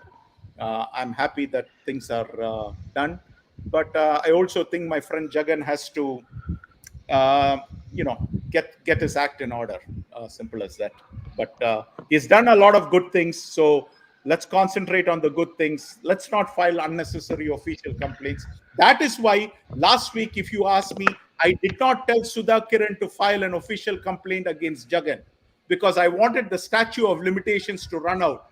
There is no necessity to file all these needless official complaints. We are here to play cricket. Let's play cricket. Let's enjoy it. Go on. You file an official complaint only when it becomes absolutely necessary. Otherwise, just play the game, guys. Yeah, there'll be a few things said, but that's not the end of the world. Mhm. Yep. I think we can move on to the next game. I think this I is think Parthiv, this we will, jumped on a couple of oh games. wait, I think yeah, we yeah, should be okay, on Canton 11, yeah. That's Canton what. versus MCC Miles. Yes, I think I accidentally clicked on the wrong game, but this was the last game of the weekend, and after that we would go into the rescheduled games. The Canton Hurricanes and Miles. Now I know all the analysts picked Miles based on their last week's performance when they had a field day with the bat. They scored I think 130 plus. But this Canton Hurricanes team, and time again, I have mentioned, Javed has this knack of bringing in really good, talented players in his team, and they have been performing every year. They've been shy of getting to that next level, but they are a team which definitely no one can take for granted. And MCC Miles, I don't know, they just didn't show up, I guess. So I like to go with go to Satish. Satish, what happened to MCC Miles? I don't know. I think the very first week we told that MCC Mile is the top five batting Yep. unit that we see, but I it is think indeed. I think Sanjay Elangovan saw what we said and said that I'll prove you guys wrong.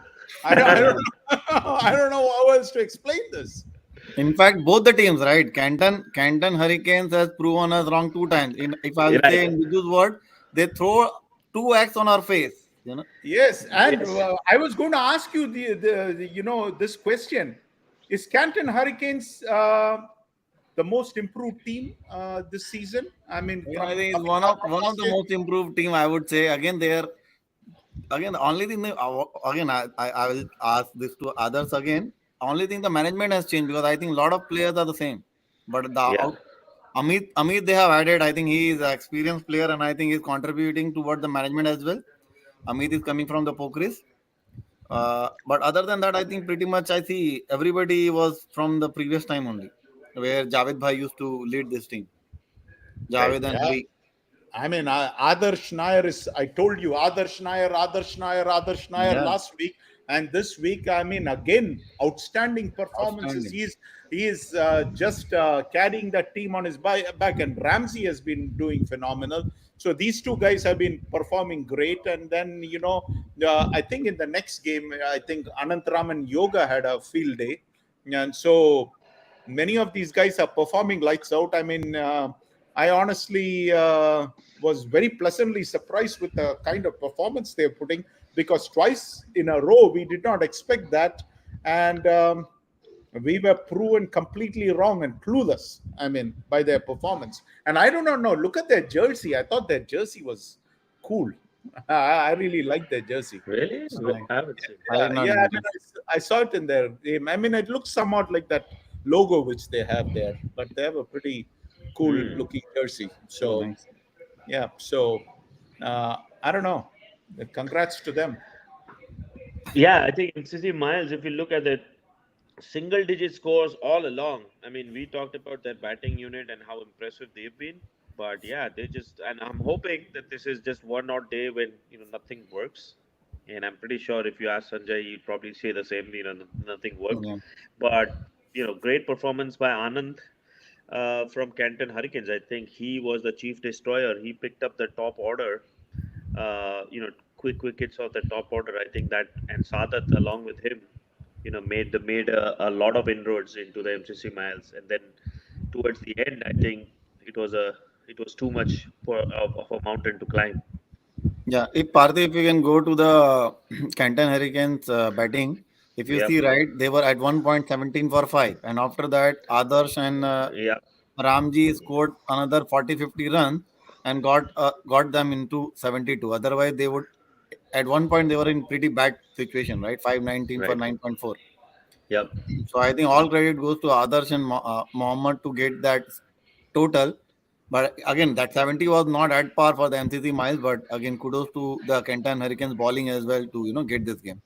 Yeah, that Yeah. is why I asked this question right at the beginning of the show whether the ball or the pitch is causing many of these problems because we talked about MCC Miles being a top batting unit, and we found that 100-run scores are getting very difficult to come by at least in the first 2-3 weeks. you just have a handful of teams which have crossed 100, and the highest score is 147, whereas normally by this time you have 170, 180 scores, and even probably a 200-run score if the right opponent came along. It would be around June, but yeah, 170, 150 is always a rare fit in DCL. It Yeah, I won't mean, be if very. it's a strong unit like MCC against a lesser team, yeah, you could have seen that. But Canton Yeah. Hurricanes bowling is, is pretty good, pretty decent. So I wouldn't have guessed, even if the ball was great and the pitch was great and everything was perfectly aligned. I don't think MCC Mines would have got 150 against Canton Hurricanes. I think around 100 would have been probably the par score. Again, Canton 11 became Canton Hurricanes, but they are really creating hurricane in the DCL standings. You see. Yep. Yep, that's true. And these are I these are the think we. kind of games which shake up the points table. Yeah, I think we have Srikanth on the lobby. Hi, Srikanth, if you want to say hello to us. I don't see him. Can you admit him? Can you add him? I added him. I mean, I Oh, admitted him. okay. I see 5 people. Srikanth Hey, is in audience. hey, Srikanth, can you hear us? Move to. Give me a second. I'll All move right, into the presenter so that at least will be. all right. Srikanth, can you hear us? Oh yeah, he Yeah, if you can unmute yourself, you can. yeah, he mentioned he can hear us. He sent out a message, so Okay. he's hearing us. Okay, all right. How about Let's now? Can let's you hear go me to now? the Yeah, we can hear you now. There you go. Yeah, let's go on to the next set of games, which were the rescheduled games. SLCC Guardians versus Marvels. This was the game which Viju was talking about. I will walk through this game. This was the first win for SSCC Guardians, and as Viju said, Marvels has a juggernaut, so that worked out well for SLCC Guardians. But after that first defeat against Spartans, I think SLCC Guardians would welcome this. Chief contributor in this time around for SLCC Guardians was Limbagiri Swami. His 34, I think, along with Sudhakaran and Sandeep, decent contributions from them. I think made sure that they reached a sizable score of 89.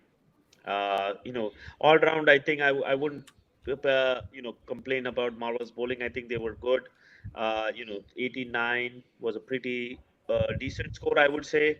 Again, for a new team, so they would have fancied their chances to chase it, but when it came to batting, again, it was the same situation which Marvels had in the previous game, all single digit scores. And when, as I mentioned before, when your extras is your highest score, you know that you've had a very bad day. So that was the case for Marvels. As you can see here, all single digit scores, couple of ducks in the middle, couple of, but no contribution at all. And all-round performance from SLCC Guardians. They picked up wickets. They shared the wickets amongst the bowlers, and all in all, great 5 points for SLCC Guardians.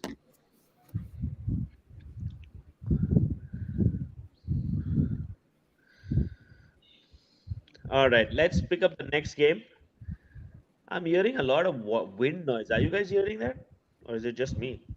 I think it's just you, Parthiv. Why am I getting wind? I don't know. It feels like somebody's in the outdoor. No, I can hear that too. Someone's from You somewhere. can? All right. I don't know where it's coming from. Somebody is very close to the mic or something. No, I'm not hearing anything. Yeah, me too. All right. Maybe it's something. My earphones are sensitive. All right. Next game is Motor City Pokris. Again, I'm going to breeze through this one as well. Another easy victory for Pokris. And Pokris should consider themselves really lucky because the first two games they played is against opposition which they, any captain would take. Motor City and local boys, not not big teams. You can ease into the tournament, and Pokris would gladly take that. So in this game also, I think Motor City elected to bat. Uh, just like last game, I think Pokris again pretty much gave everyone a bowling. You see there 8 bowlers being used. Everyone tried to roll their arm over, and then when it came to batting, it was the same situation. If it's not Neil, if it's not Saran, someone will get you. So in this case, it was Arun, his 29, standout performance from 59, 52, and then the extras helped along the way as well. So all in all, a very very easy victory for Pokris. I think they've started very well, 10 points, and they made sure that they do not have any rustiness or slip ups, which could happen when you are at the start of the season where you could lose points against a lower ranked team. But Pokris have made sure that that doesn't happen. All right. Phantoms and Red Devils. All right. Anybody want to take this game? I'll go with You can Satish. simply cover it quickly because we are. Okay.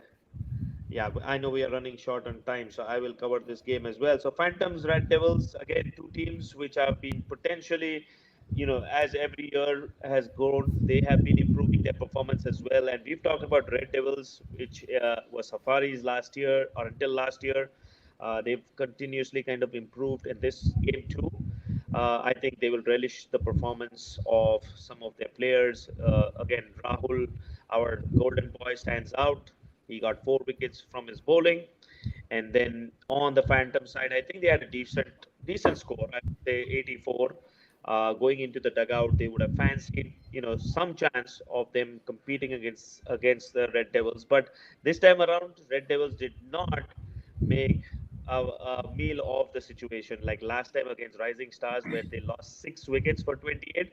This time it was our golden boy who was all the way like 59, a standout performance of 85, and with the 4 wickets, I think he basically just made sure that he single-handedly got Red Devil those 5 points. So great performance by Swarna, and just like the previous years, he started the season really well for Red Devils. All right. Next one, we go to Indus Thunders and Canton Hurricanes. So just like what we talked about, this was a game which I was thinking was going to go closer than what it went. And Canton Hurricanes, knowing that they had just beaten MCC Miles the other day, a couple of days ago, I felt they had a very good chance against Thunders. And as I've mentioned before, Thunders are shaky at the start, and we'll talk about that with Srikanth when we talk to him. But in this game, I would like to have our analyst chime in. Satish, what would you say about this game? What happened to Canton Hurricanes in 2 days? Yeah, I think Canton Hurricanes. Probably before we talk about Canton Hurricanes, I think let's talk about the Indus. I think they must be happy about this win because the first win, probably, as I mentioned earlier, right? Srikanth can comment on that maybe later point, but this is the win that they must be looking for, like thumb victory, where they did not get enough chances for the opponent. 93 for that particular day, probably I would say under light. This game was under light, I believe, and 93 was a good total to start with. Again, I think the batting order, again, this is some question that I'll ask. A lot of changes in the first game, second game, and third game. Again, Manoj came in the top. Chetan came from 7-8 down to again opening. And Verma came all the way down to 8-9 down. So, a lot of changes there. But Abhishek, I think this game, Abhishek picked up his form and scored 37 runs, which made them help to get 93 runs. Other than that, only Verma who could, I would not say demoted, but I think pushed to the lower down, who scored 15 odd runs there. These two batsmen made sure that they have a good total on the first hand to start with. And from the bowling side, Sadat and others have picked up 3 wickets and 2 wickets, and Mohammad Ramji also 2 wickets from. So that is something that we can talk about. Now Canton Hurricane started chasing. They started very positive, even though they lost Jiva, but Amit, Anand, and Archit, they both were batting really good. At one point, I felt that they were about 40 odd runs for 40 odd runs for 3 wickets in 12 overs. So game was on till the break. But after that, I believe Indus striked and got quick wickets. Like inform others, they got out, and after that, Canton Hurricane, nobody supported them on the lower order, and Indus got a victory. But at one point during the second inning break, it was anyone's game. So from good to see Dinesh playing his first game. There was a lot Yep. of speculation where Dinesh might not be playing. However, he did not clicked on the batting, but he did good descent on the bowling side. 4 over 8 run, 2 wickets, and Manoj. Oh, wow, Manoj Singh. He was continuously. Manoj is only the. I would say at this point is contributing towards making a game out of opponent. In this game, also picking up, even though he could not do much on the bat, but picked up the 5 wicket and make sure that Indus win this game. Yep.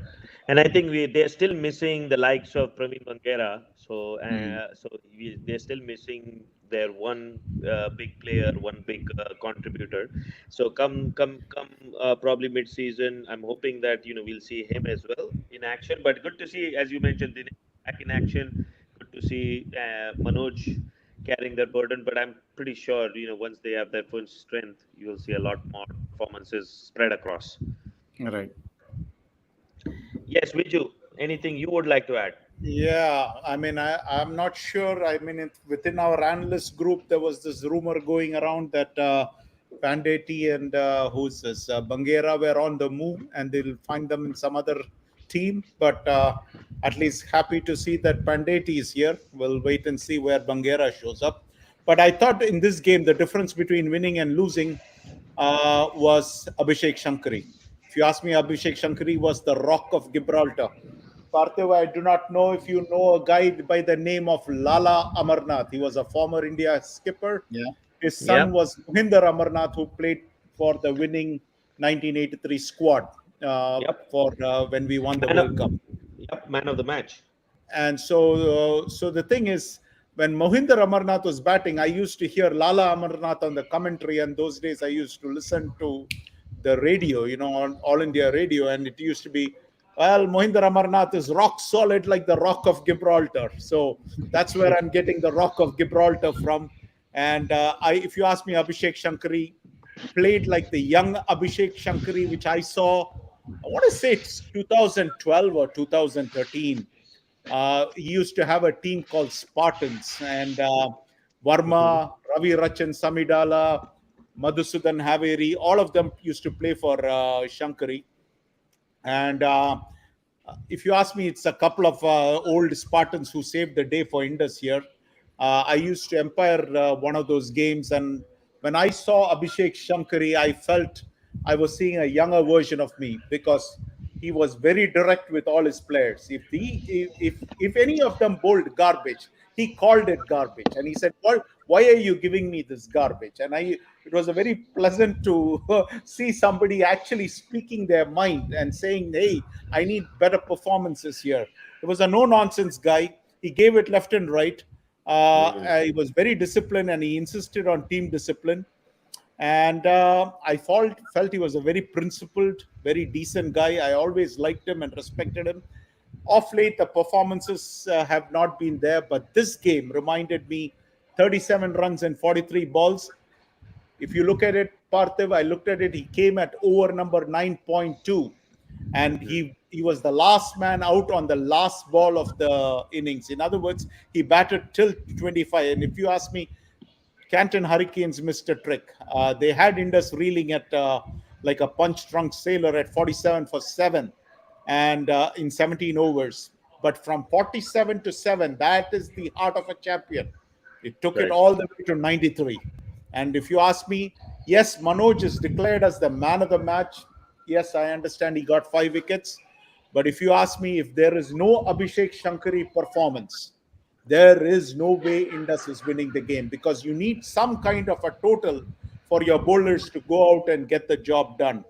But I think that Hurricanes, if they have to forget about this game, they went against a former champion, a three-time champion, and there's nothing wrong in losing to a former champion. But they have a lot to think about in the positives to take away, in the sense that they have played 2 games extremely well. This game, they let Abhishek Shankari bully them. But I thought this was the old Abhishek Shankari that I know of. Very, very solid batsman he was in 2012 and 13. and he could bowl pretty well too at that time. But it was good to see him back in form and in the thick of things. I'm sure he'll be absolutely delighted to be the key game changer on this particular game. But clearly, he's the one who took Indus to that respectable total. And from there, Manoj took over and did what Manoj does. Yep. Yeah. So all in all, I think it was a great victory. I think finally, as I mentioned, Indus will finally come back on track with all the experimentation. Will finally come to rest, and we will definitely see a lot more stable. Srikanth, you wanna make a point? Yes, just a small. Yes. Amazing words from everyone. Viju, it's actually Abhi who is the man of the match. For some reason, it's not updated in the Okay. DCL Okay. website yet. I am so happy to hear that, because I was thinking, how in the world is he not the man of the match? You know? And it's because you know how the website takes, right? They always calculate the points and they just Right. take it It's out. So user we have friendly. to go and update that one. So Manoj, of course, he's always superstar, but it's obviously it's Abhi. I mean, nobody can Right. snatch that man of the match from him. All right. Yeah. You should have Only reason overridden that, you know. That now No, because I saw the It has score been and it said Manoj. That's why I made that. Yeah, it does. Okay. I think by default, if you don't select the cricket club. No, you look at it. Go down. The man of the match says what? Yep. I have overwritten it. For some reason, it's not showing up yet. I mean, Okay. we can work on that. I've already Okay, overwritten alright. it. Okay, Yeah. all right. Yeah. Well, I'm sure Shankari will feel like $1 million, so he deserves it too. Oh yeah, absolutely. Yeah. All right. Let's go to the next game. Detroit Bulls, the area. This was a game played after the race schedule on the Wednesday of this week. Another game that was played under lights, and Detroit Bulls will continue, and Geno James continues to perform for them. I think they'll be very disappointed with the kind of start they got and eventually what they ended up doing. They were 4 for 76. If you look at the scoring card, they were 4 for 76, and then getting bowled out for 85 is absolutely something with, I'm sure Vatsal must have had a word with his team. Like that is, kind of as the proverbial, they say you push one bicycle and there is a cycle stand collapse. It's like that. It's almost like that. 76 for 4 and then 85 all out. So a cycle stand collapse for them. On the bowling side, I would say Kondal, he's been around for a very long time. He shifted teams. But with his slow bowling and his accurate bowling, he always eventually picks up a lot of wickets. He's got 4 in this game, and towards the going back to the batting side of the area, they had a decent start, but again fell apart completely. The middle and the lower order, as you can see, no contributions at all. And Vishal, if it was Kondal on the Dharia side, it was Vishal Neelam from the Detroit Bulls side. I think he was the standout bowler, 5 wickets for him. All in all, I think, an easy victory. Dharia, I'm sure they must be feeling confident coming into this game, beating dark horses. But Detroit Bulls, as we have stated, they are not rollovers. Even though they have lost a couple of good players, they still have the fight. And I'm pretty sure, these 2 victories in the last week have definitely built up their confidence going into this week. Parthiv, I have a comment from Ravitej Pujari. He says, Yes. I think the point system is unfair for batsmen in DCL. I agree. Where it is a bowler's paradise. Now, I have some news for Ravitej Pujari. DCL has always been dominated by bowlers. No, Bowler is king. Bowler is king in DCL. No. So, I think what it means is the cricket clubs. There's player rankings, which Okay. cricket clubs provides, and that point system, the way it's awarded, is very biased towards bowlers. But I And thought we used to assign our own points. We are, in Funny's scoring system, we used to Yes. say how much a wicket is worth and how much runs are this thing, because we know how difficult it is to score runs in DCL. So we Right. had always given every run scored is this many points and things like that. Every boundary hit, every Right. six hit and things like that. You see. So I know unfortunately Vamsi is not here, but Vamsi and I have been discussing this, and Vamsi has a formula which needs to be Okay. applied to cricket clubs, which Okay. will basically reduce that that margin. Right now it's just exponential. Like the ratio, if you see, of bowlers versus batters is exponential, and I think one of the big reasons is everywhere in the world except Detroit Cricket League, it's a batsman dominated league. Yes. So so it's the reverse. They try to kind of be conservative on the batsman and be higher on the bowler, but in our case it's the reverse. So we need to kind of come up with our own kind of, we can't change the category of the points, I mean the category of how it's ranked, but we can change how it's awarded. So The weightage is what you have to weightage. change. Yes, Yep. weightage. That's exactly what you need to change. So yeah, I think next week we can take it up when Mumsy is here. He has the distribution. In fact, he sent me that, but I'm sure we can take it up next week. He's actually on. He's actually hearing our show, so we can have it from the horse's mouth next week. Do we have any more games? I think we have the last game, which was a. Okay, I don't think we need to even cover that because it was that one-sided. So It was so one-sided, and just like how we were chatting in our group, we could have actually done the show yesterday itself. You guys were yes. done. So But- is this the lowest total in the recent time? Because I do not recall below 18 at least from the last.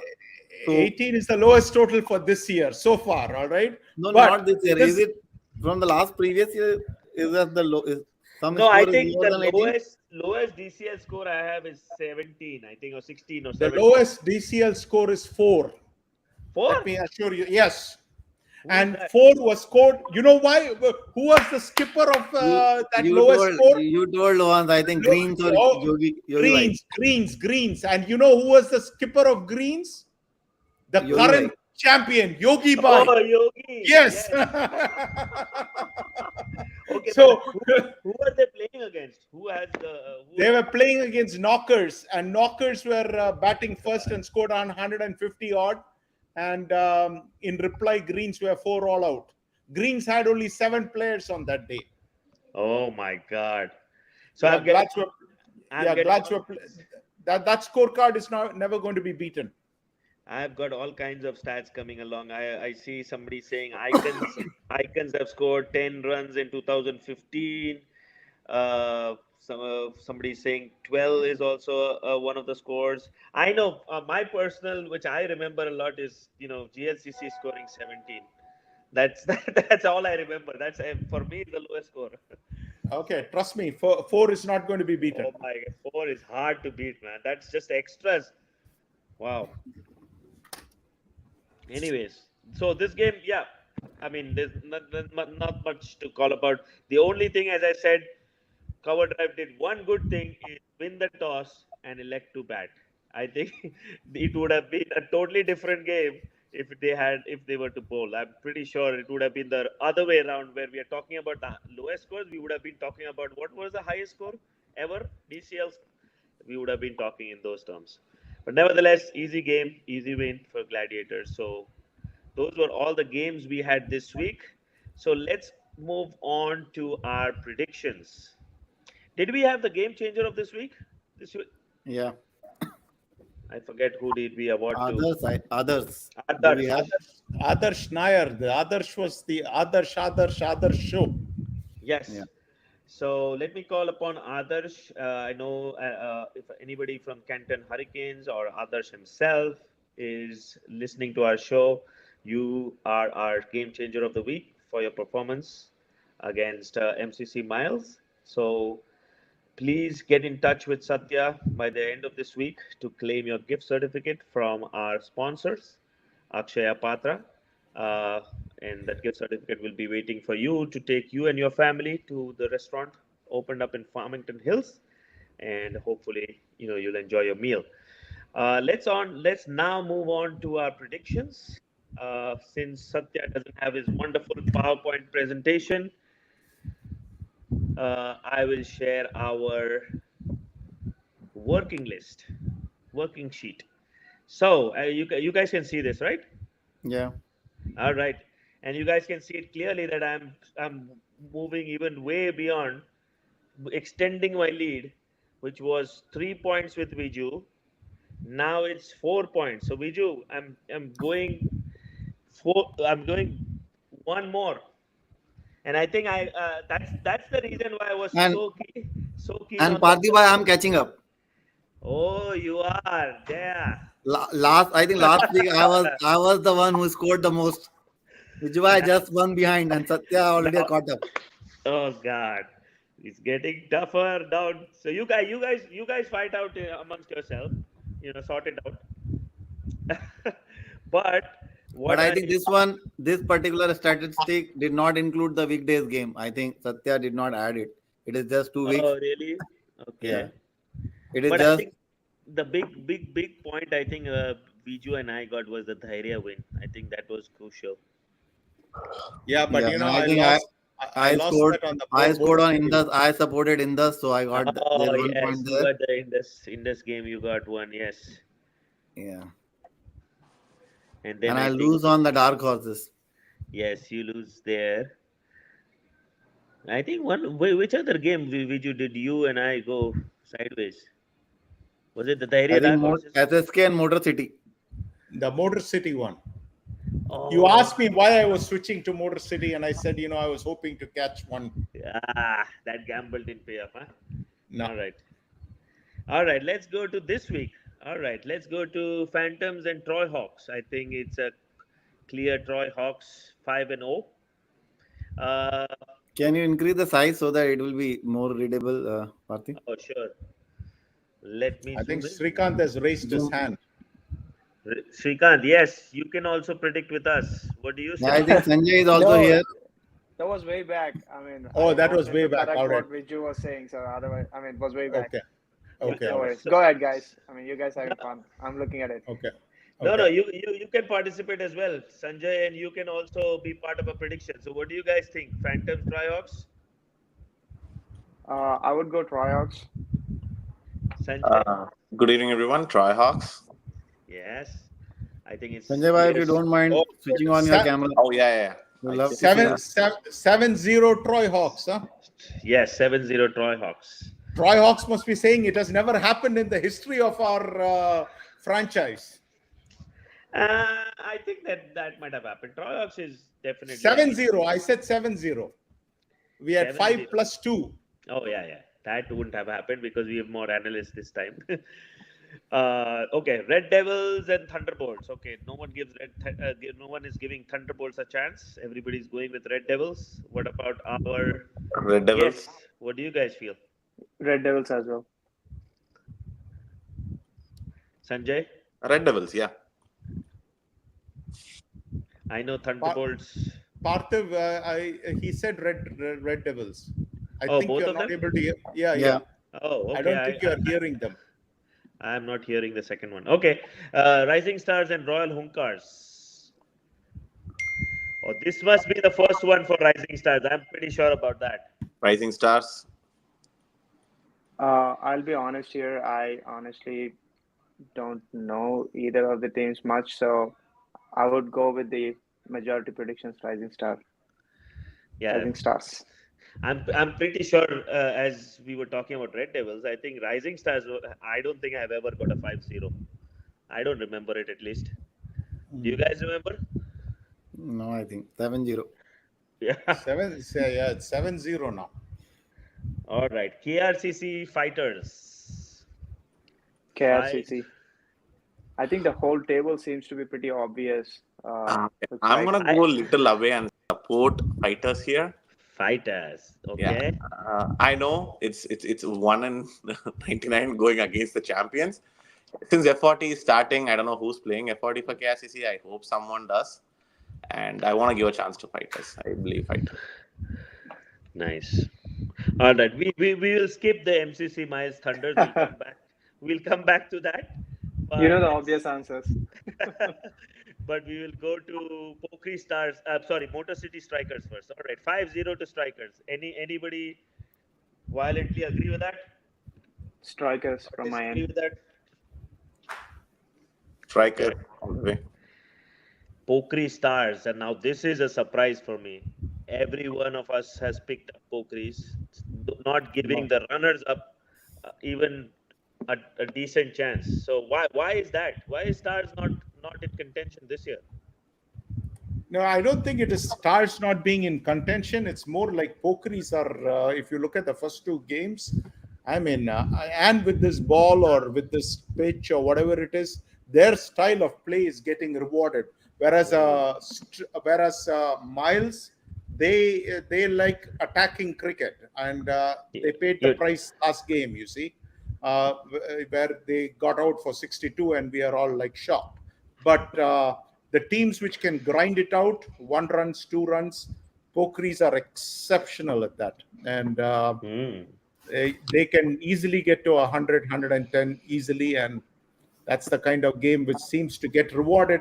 Now, I do not know with the weather changing and things like that and the grounds changing, whether things will change, but we'll wait and see. But I'm suspecting that's probably what is getting Pokeries this immense love. Wow. What do the guests think? I go with Pokeries. I personally played with, quite a few people from Pokeries. I know how good they are as team players. Stars, of course, it's a star-studded team. Any team that brings so many stars, it always takes some time to gel with the team and all. So, at the end of the day, I personally believe it's 50% how strong you are and 50% how strong you are as a team. So, for me, Pokeries any day. They are their champion team. It's just that they didn't win the championship. They're always fully potential team any year. So I would go with Pokeries. Pokeries for me as well. No explanation needed. Well, our friend Hari would be really disappointed. A 7-0 for Pokeries. It should motivate Stars. All right, let's hope Ravi Teja and Stars come back strong and prove us wrong. All right, local boys and SSK. 5-0 for SSK. What does Sanjay and Srikanth think? I will step away from this again. I'm sorry for being so ignorant. I honestly don't know much about these two teams. So, so a little bit of background information about the local boys is basically my office team. I work for GM, and all the people playing are technically my literally my teammates. So you are good. And Srinivas is like one of my very close colleague and also a friend. I'm not sure why he didn't play last game, but there are a couple people in local boys like Srinivas, Sendil, Suryansu, like good folks who have a chance of turning a game. So I'm going to support local boys here. Well, that's a smart move. You do have to go to work, right? Yeah. That was a good one. All right, Gujarat Lions and Cheetahs. Okay, this is a pretty simple one. Lions, I think they have started, as I mentioned in my show, most impressive new team on the block with all the stars they've accumulated. So easy 5-0 for Lions. Do you guys agree? Yes. Agree. All right. Hitmen and Gladiators. Now, this is a game which I thought, not going to be as easy as what Glads have got with Cheetahs and Cover Drive. This is going to be an interesting game. Even though it's 5-0 Glads, do you guys feel it's going to be that simple? It is just because you are saying just because Glad is not playing on their potential at this point, and Hitman is playing better at this point. So, but still, I think Glads come with a lot of experience. So, Glads is the obvious choice for me. Well, the Hitman captain has scheduled a one-on-one with me on Tuesday, just to share some secrets. So, I think Satya heard that and came on the show right at that time.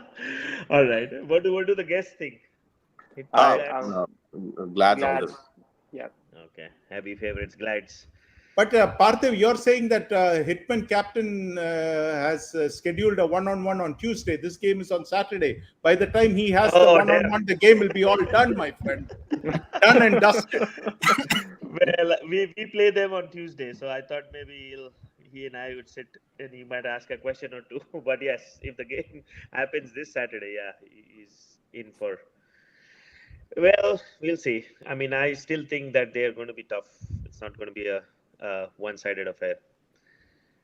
All right, Raptors and Marvels. I think this is easy. This is going to be 5-0, and I'm pretty sure our guests agree with me. Agreed. And I think Yeah, 7-0. I would SLC. say Marvel should will if Marvel win the toss, they should not make any mistake. Don't send the opposition in. Never. All right. SLCC Guardians and Stingers. All right. This Oh, is I see. Brotherly love is showing. Bro Brotherly love is showing up in Parthiv's pick here. Yes, this is definitely one of the games which I'm looking forward. Hopefully, my friend Jagan turns it on. And Guardians have been iffy. So, it's a calculated bet. It's not like I'm just going with brotherly love. It's a calculated bet. Stingers can get the better of Guardians. I mean, I don't think Guardians are so overwhelmingly favorites here.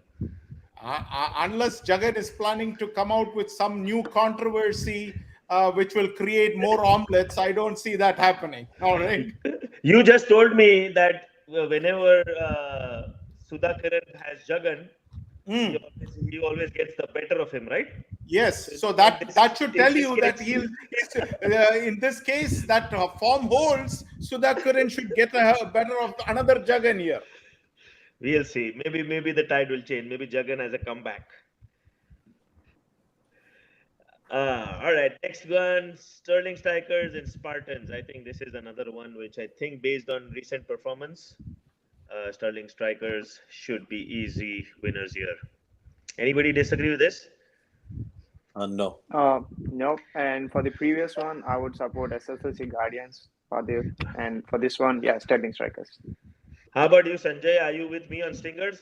Yeah, I'm with you actually on Stingers. Jagan also like me. Yeah. Stingers. He's your office buddy too. No. But still, I think Stingers can pull this off.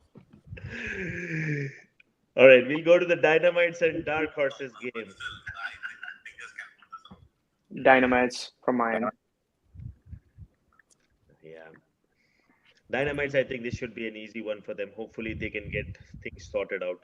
And then last one is GLCC there. Yeah, another one. I think we all probably just go with the former champions. 7-0 there as well, assuming. Absolutely. Yeah. All right. So this week's predictions, not a whole lot of I see, differing in terms of the predictions, apart from one or two here. But let's come to the game of the week, the showcase game of the week, which is MCC Miles and Thunders. Now, just for the record, Srikanth, I am the only one who's predicting Thunders to win. Just to let you know. We'll make you win. We will make you win, Parthiv. Absolutely. Yeah. We'll keep up your faith. Awesome. All right. So first of all, so in other words, Srikanth is saying that shawl is not going to fall, right, Srikanth? Absolutely. Yeah, absolutely. We'll keep it tight, hanging on. All right. So let me start off. We'll have a series of questions, but let me first of all thank you guys for joining the show and keeping up a little bit. I know it's towards the end of the day, so thank you for being on the show late. And I'll start off with some of the questions. So I know a lot of people have a lot of questions, but the obvious question we have is both of you guys have kind of had a mixed start to your season. Both of you guys have lost one game, won one game. What is it that is still not certain? Why is it a shaky start? So I'll go with Srikanth. You want to go first? Yes. Obviously, I agree. We got a shaky start. We had a little struggle with our opening pair. So we kind of sorted out. Our core team sat down. We had some reviews about it. And of course, we reviewed with all the players how we started off the two games. Yes, we got a few complaints about how the weather was and how the pitch was. And of course, those are all the complaints at the end of the day. As a cricketer, you're supposed to acclimatize to the situation and play according to the condition. It's the same condition for both the teams.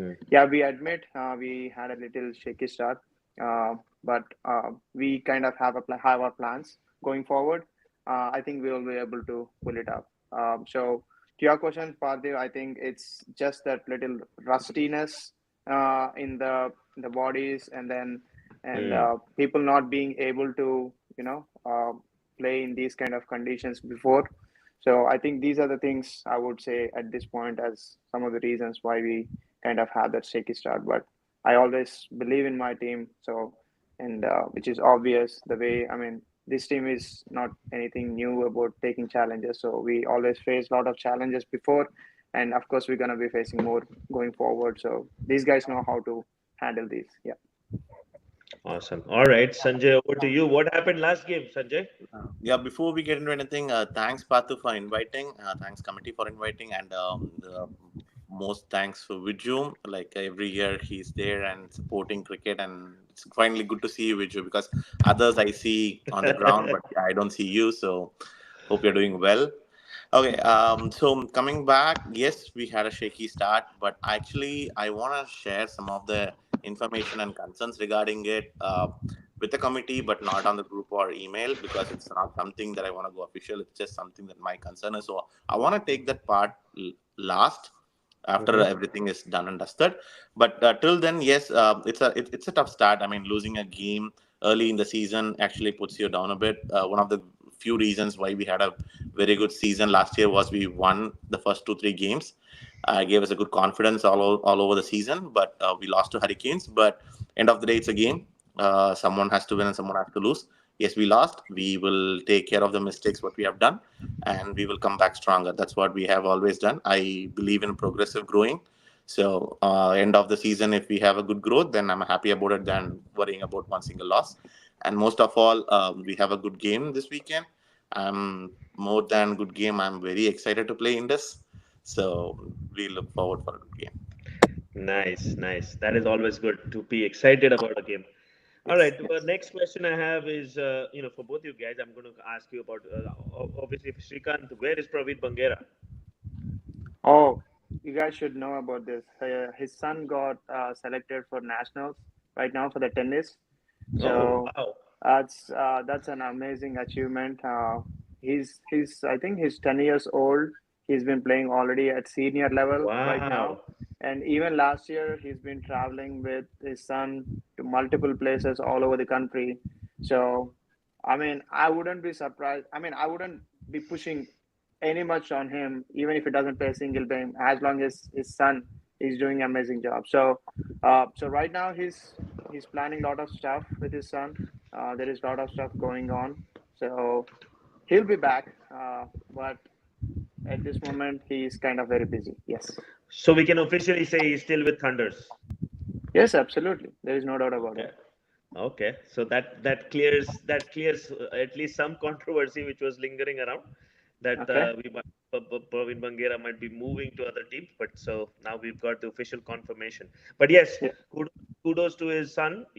That's a great achievement, and thanks for sharing yeah, with us on the show. So definitely, I think absolutely. people will get inspired. I'm sure other kids who are looking forward to that. And then moving on to Sanjay. Sanjay, you've got a couple of additions. Talk to us about them. Talk to us about our beloved. Yeah, thanks, Pathav. Yeah, it's exciting additions to this year. We lost a couple people, very good people. One was Karthik Jayakumar, who has been a consistent run scorer in the middle of the innings without making much boundaries or noise on the one end. He tries to keep the scoreboard moving. So I was actually looking for such a player, and it was in my interest and my analysis. It was actually Venkatesh Muthineni. So I have played with him. I have played around him. I've seen him playing. So I wanted him actually. So then I reached out to Abhi, and our conversations grew. And me and Abhi, Rahul and Abhi have played so many tournaments together. Have won tournaments together, and we thought, why not? We had a mutual interest in playing together. And DCL has been one of the greatest tournaments, as we all know. So we wanted to take a shot in this and see where we are at right now. Eventually, Nice. we have formed the team, so we will keep working with it, and someday it's going to pay us out. Awesome. And Aditya Nalan as well. I mean, he's another addition I have. Cool.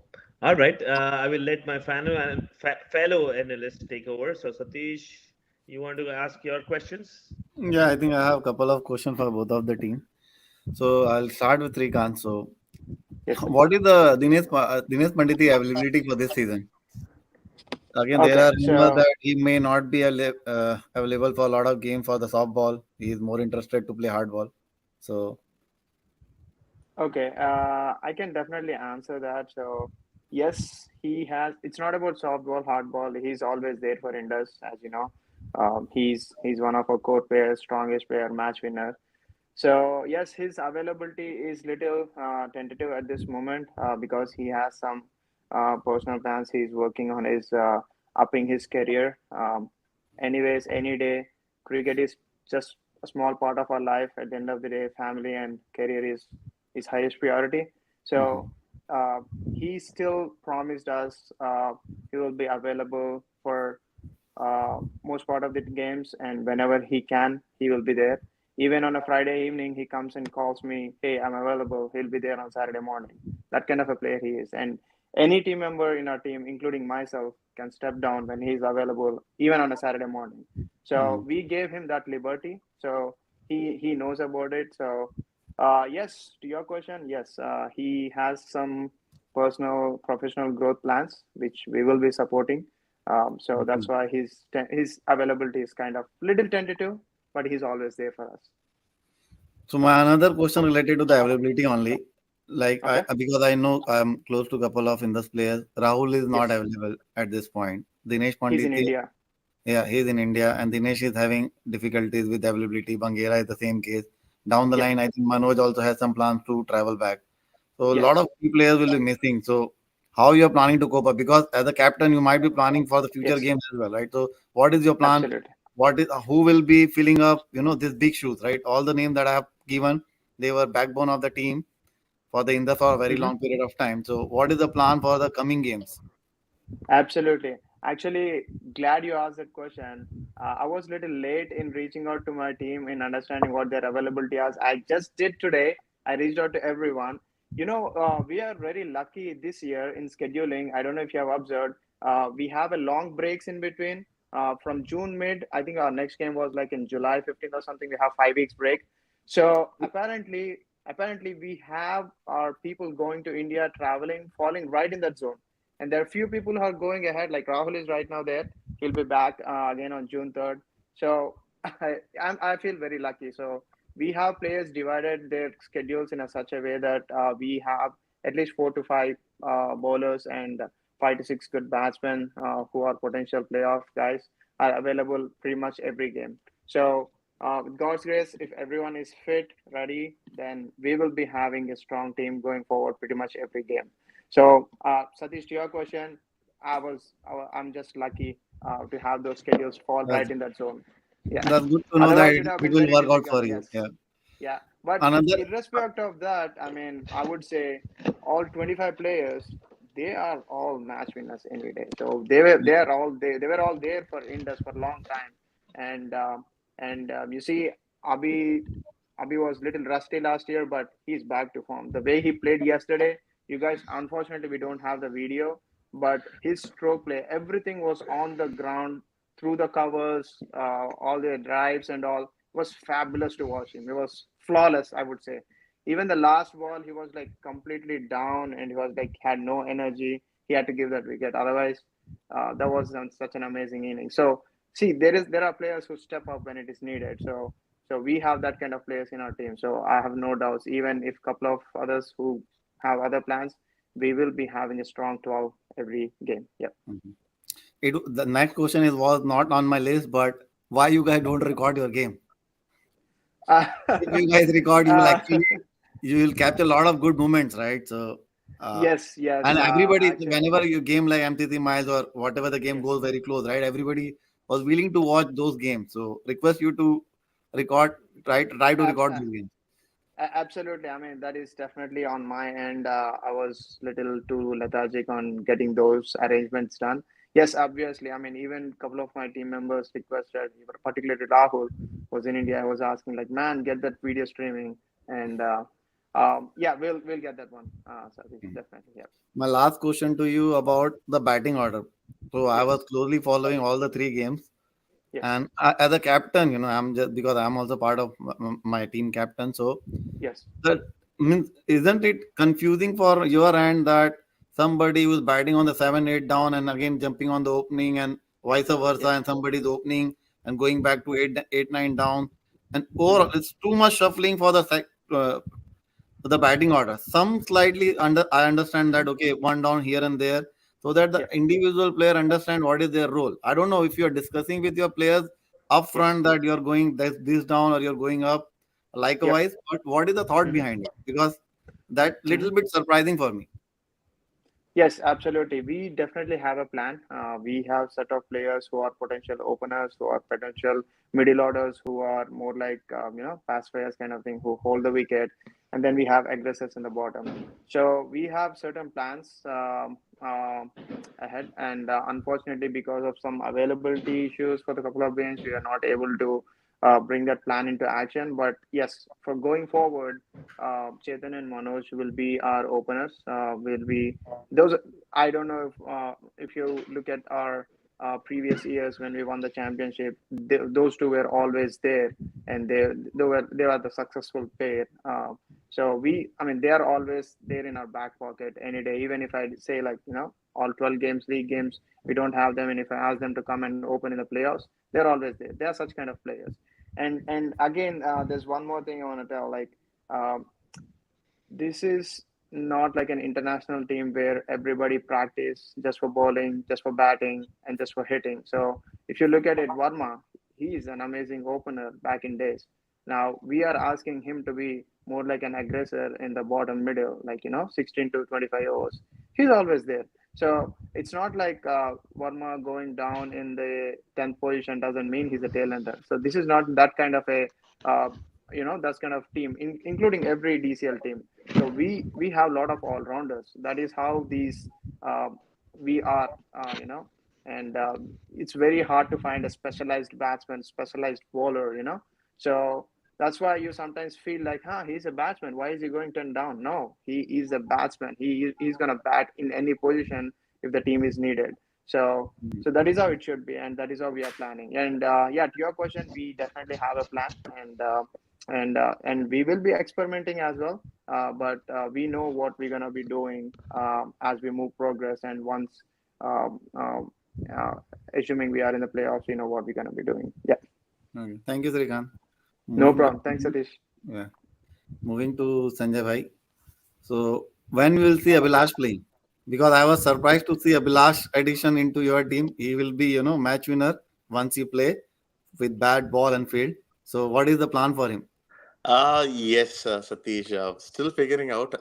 As you know, Abhilash is definitely a match winner, but there are so many things happening around him, like cricket, multiple places. I mean, at least other players, I have to fight with them for FRT, but with Abhilash, I have to fight with him for FRT, minor league, and what other thing he plays, right? So it's been really hard. I am trying to get hold of him, but so far we have agreed we'll play him out at least 4 to 5 games this year, the season wise. So that's where we are targeting. Yet not sure about the weekend. Okay. I think my lot of question that I listed down for you has been asked by Parthiv bhai. So the last question that I have actually, one more person in your team I'm big fan of, Brahma. His Mhm. energy is at par. Okay. Right. So he is not matchable, okay, on the ground. Yes. But one thing that I've seen from the MCC miles, he is a good bowler. If you ask me, right, I've seen him and he's coming with an orthodox approach of the bowling, right, where Right. he's not the regular hand. It's very tough to play. Why MCC miles are not using him as a regular bowler? Or do you have a plan for this year to use him as a regular bowler? He's Uh, good at batting. He's always batting on the top, so no complaint there. So that is my question. No, great question actually, and a great analysis on Brahma's bowling, and he'll be happy if he's hearing it out because he feels more appreciated if you say him as a bowler rather than a batsman. I don't know why, right? So he'll be happy to hear that. So to answer your question, actually, if you've seen the first few games, I think he bowled the first game and he bowled the second game as well. And I am going to pretty much bowl him throughout the season No, yeah, unless that something else is. happens. The reason why is because some games we ended up having more bowlers, either our way, and so there has to be some places where I have to rotate my bowlers early in the season rather than down in the season. So that's why Rembarama might not have been awarded the bowling in previous years. But right now, he is providing me confidence that he has practiced a lot and he wants to bowl a lot this season. So I will ending up bowling him more this season than before. Okay, thank you. Over to you, Vijay bhai. Yeah, hey, welcome both of you. I'm very happy to see both of you. It's always a pleasure to see some old faces and brings back very fond memories. Also, a lot of respect for both of you or for individual accomplishments, both as a team as well as taking, in case of Sanjay, it was taking a team which was a non-entity to becoming one of the top teams in DCL. That took a long time. I remember the time when Ram Saladi and Ajay had formed the team and, perennially missing the playoffs to now, consistently making the playoffs and creating records. And Srikanth, you guys, 3 championships, that's incredible. I mean, a lot of respect for Gopu and for you for doing what you guys have done. But my question to Srikanth is, Srikanth, now the batting hiccups, uh, does that concern you? And do you have some sort of a solution other than, yes, you're moving Chetan, who is a fantastic straight batsman, up to the batting order to provide stability so that you don't lose quick wickets. And then Manoj is, I don't know, he's been fabulous all through. I mean, one of my favorite players in DCL who is not playing on Glads, who I think is an exceptional player, bowler, person, and things like that. So, how do you solve some of it other than that move? Is there something else which you're working on? Viju, thanks for the great words. I really appreciate that. And yes, to your question, yes, we had a couple of hiccups in the beginning of the season, but like I was explaining to Satish's question, yes, we have a definite plan, and we kind of discussed this with pretty much all the players, and they know what their role is, and we will be focusing on sending them in those positions which we define them in pretty much every game, and kind of get used to that because that is what we are expecting from them. And good that it's not something new that they are facing. For example, like Chetan and Manoj, they are successful player in the opening, and in our middle order we have Abhi, Anirudh, Rao Bhai, and Maddie, Naresh. We have all these successful players who know how to hold the ball, get the quick runs, when it is needed, and obviously how destructive Vijay, Varma, Dinesh can be on any given day.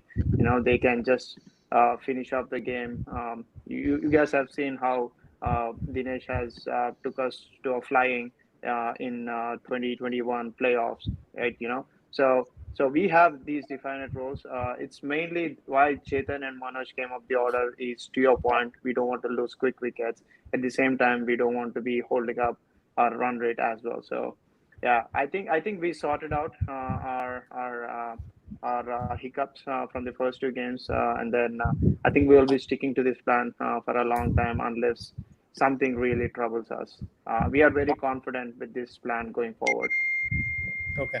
I also noticed that last game, I think you went one down or probably maybe two down. Yes, yes, Is that I've going to been. be your consistent spot, or are you going to go back to the middle order spot? No, that will be my consistent spot. I want to take a little bit higher responsibility at this time. One down for me personally is one down is very crucial spot, unlike any other spots. So I want the team know that I will be the one who is not will not be stepping back.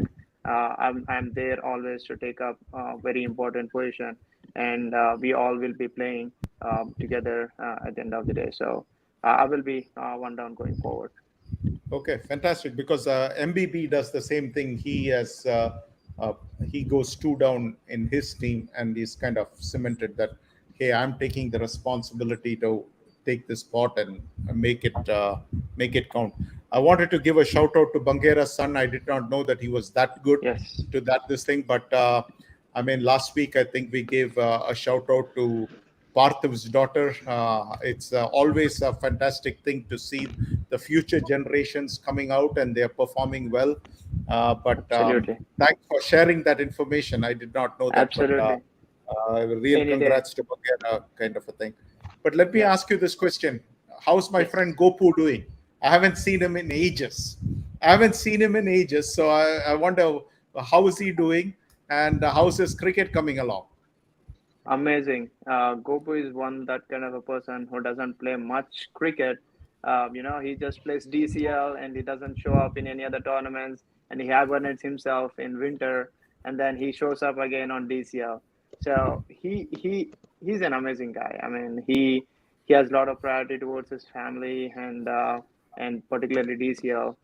He's doing amazing, Viju. I mean, I've been in touch with Okay. him a year long, and Okay. yeah, he's doing great. Can you pass on my sincere congratulations to Abhi, whom I respect a lot, and I know him from when he was the Spartan skipper, and then Yeah. Gopu did such a merger wherein all the Spartans merged into Indus. Yeah. But what changed for Abhi that he turned in that kind of a performance last game? I mean, it was a fabulous performance. It reminded me of the Abhi of old. So what changed where he brought in this performance? Because I hadn't seen that in the last few years, and now this one came out, and this was a fantastic performance. I would like to say one thing. I mean, which always people always say, like, class is permanent, form is temporary. Uh, I mean, again, like I said, I feel ashamed myself that I could have turned on the video for that game. If someone had seen Abhishek's game, it is not something that you get trained overnight and come and play such kind of innings. Like I said, myself, Manoj, Anirudh, we all got out to such a ball that we could keep the ball on the ground, which we saw how Abhi played. Like, he was playing everything on the ground into the gaps. That that kind of a game can come only to a player who know how to play cricket, and he brought back all his experience that he had over the years. He was middling the ball like crazily. He and That was amazing. He had an amazing game yesterday, and it was always there in him. Even I've observed, like, even in the past few years, he used to middle the ball right from the beginning. He used to drive perfectly, but it's unfortunate many times that he got out to that one wrong shot. Had he had little luck over there, he would have we wouldn't I wouldn't have heard this comment from you, Viju. You would have said, like, oh, he's still continuing his form. That's nice. Probably Okay. I would have heard from that from you. So yeah. So I wouldn't say he was in a bad shape last year, but it was just unfortunate that we couldn't see such an innings previously. But I'm pretty sure his chest is high right now, and probably a couple of inches thicker now. He's gonna play more such innings going forward. Yeah, and again, the thing is that oftentimes it's a comparison business, and so when I say down year last year compared to this in the past, again, it is from a comparison point of view. Yeah. I know the Yeah. Abhishek of 2012 or 2013. I could be wrong on the years, but I doubt it. My brain says it's 2012 or 2013. And he used to be so consistent for Spartans on the batting end and on the bowling end. He pretty much carried the team. So I did not see that performance, but I saw that performance yesterday. And that's why that particular comment is that, Yes. hey, now all of a sudden it reminded me of those performances. But I wanted to move on to umpiring issue this year. All right. The captains shot themselves in this thing by bringing in all this umpiring thing. I think you are one of the vocal people who felt that, hey, we need to be more flexible in how we go. Because I'll tell you one thing. Glads played a game, what was it, yesterday, and we didn't get one of the umpires. I think one of the umpires from Sterling Striker Really? did not Okay. show up. I do not know if Parthiv and company are going to fine them $200 or whatever it is. But if I were advising Satya, I would tell Satya not even to file an official complaint, because Glads has no issues with. It would have been nice if they had at least told us that they are not sending an umpire. But I understand this from a skipper's perspective, that it's not that easy to get umpires at the drop of a hat and all those things. And where do you come down on that? I mean, in the sense that, should we be allowing a little more flexibility in, getting umpires from outside? Because right now you have a rule which says that 15 game experience. Try finding guys who have 15 games DCL experience to come and umpire a game. I mean, it's not that easy to find. I mean, Pana comes to mind, but Pana is already playing for some other team. You get my point? So, yeah. Where do you come on that? I mean, this is a broader question. It has nothing to do with your team, but this is about improving the product, in the sense that we can't take the bath water and you give the baby a bath, you want to throw the bath water out, but now we are kind of throwing the baby also out. That's where the question comes. Where do you come on? I would like to say, I mean, we shouldn't put certain rules that you have to get an umpire straight out of your team or something. I mean, we should have the flexibility. At the same time, I like the way committee gave the flexibility. At the same time, they put those rules, which I think would still be maintaining that credibility of having good umpires going forward. And I think it has to be long term. I mean, I know last year I pretty much every game I gave the rating to the umpires. I think that it has to be done going forward, and every captain has to give very genuine and a right way of how the umpires behave. It's just not that they gave wrong decisions or something that is not favorable to their team or anything like that. They have to understand where they are coming from and how professional they are. And they have to give some genuine ratings, and this has to be, it's all about data, what we accumulate, and how we are taking this forward. I know, again, like one of the options that I've mentioned in the groups, it can be outsourced if needed. I mean, I'm pretty sure there would be someone who would like to take this, and when we outsource it, we have an edge of asking them to give. If you're sending me an umpire, what is his credibility? How many he played, how many DCLs he came. So again, it's a long term. It's not just this year. If we keep this kind of format of taking the ratings and everything for 2 to 3 years, and down the line after 4 years, we have a good amount of data that tells, hey, yes, this guy is a genuine umpire. He's been doing really good. And I think if we give that flexibility, there will be a lot of umpires who are going to be doing umpiring multiple times, and they'll be gaining more and more knowledge on how to umpire, particularly DCL kind of format. So I would say yes, flexibility, and with the way the committee has written the rules, I think that's fair enough. Okay, but do you think we'll be able to find these 15 game qualified umpires? That's my concern.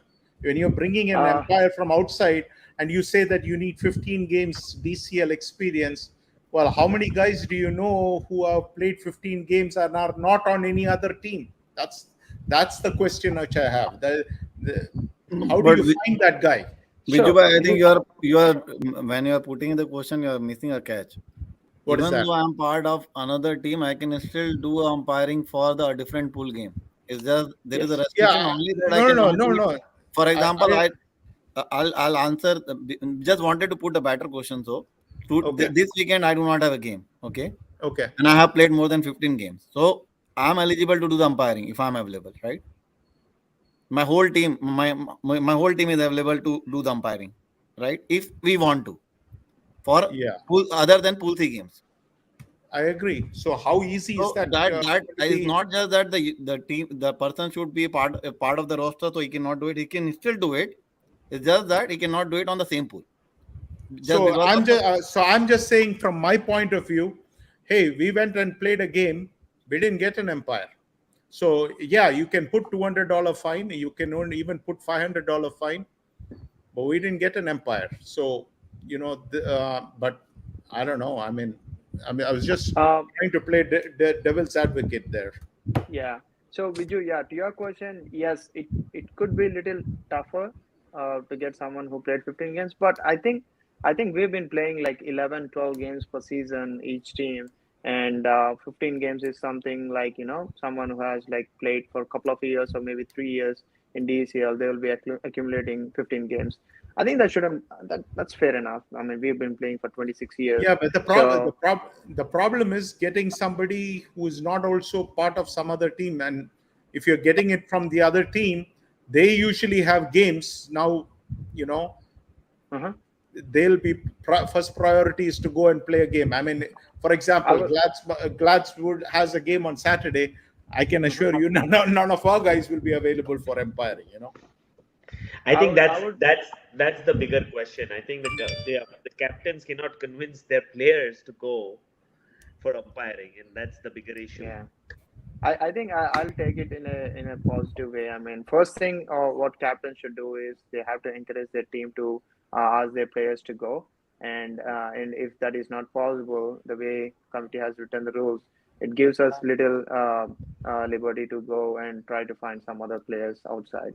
So, um, yeah, I think it's a little bit Yeah, difficult, well, but I well, think we well, have. I guess with the jury is out, we'll wait and see how many teams don't get umpires because we know we Yeah. didn't get an umpire. But let me go to Sanjay. Sanjay, is the ball a concern for you guys? You guys find the ball good enough? I mean, or you played 2 games, one. You guys are an attacking team. That's why I was trying to get it because I got mixed opinions from the Glads players. So, since you guys are one of the more exciting teams out there, I wanted to ask you this question: do you have any concerns over the ball? Actually, no, I haven't got to that point. You telling about ball, that's when maybe I'm gonna think. But the other concern, what I have, which I told I'm gonna discuss at the last, is which is basically the ground, right? I mean, it's we were surprised to see such a ground, and I wasn't sure because I played Ann Arbor last year, I guess, and it was the first game of the season. I'm not sure last year, or the previous year. It was not this bad, and this time we felt it really bad. And I'm not just complaining for my team, I'm actually talking in sense for Canton Hurricanes as well, because they lost 4 wickets in a similar fashion. The ball pitched in middle, the ball rolled over. The umpires were confused whether it was a dead ball or a legal ball, but still it was called a legal ball because the second pitch was inside the crease and the ball went and hit the stumps. That was like literally 4 wickets for Canton Hurricanes. So I'm not complaining on the fact, and but I can not also get settled down stating that it's equal for both the teams, right? I mean, I understand committee is doing a lot. I'm not saying anything against the committee that they are not doing a good job. They are definitely doing a good job. They're trying to get the best. But what I feel personally, I'm actually jealous of certain teams who got to play in DSP and Keith, whereas we are also on the same we are also on the same league, we are also paying the same fees. And why did we end up in a place where we definitely didn't want to end up? The reasons is, see, our team Miles is growing up. I am definitely not Manoj, or I am definitely not Arjun Ajmani to confidently say I can play in a good pitch, or whatever it is, to get adjusted easily. Literally, I'll be very honest with you, Viju. After like 12 games where I was completely out of form, I could not even play well, at least 4 or 5 balls.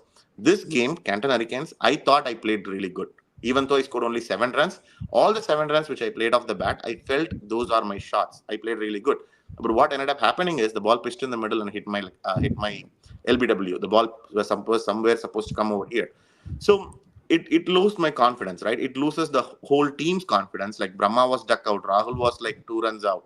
Everyone was getting out in a similar fashion, and it was we made mistakes. I'll agree upon that. Canton Hurricanes outplayed us. They were really good on the field. But why did we end up in a bad field? Instead of, as a captain and as a team, instead of fighting against the opponents, these days we are actually fighting against weather, fighting against pitch, fighting against bad umpiring. All these come into play. And I don't want to get down and settle down on the fact that it is equal for both the teams. So that's where my problem is. So I haven't really given a thought about the problem of a ball yet. Maybe this weekend it's a shiny.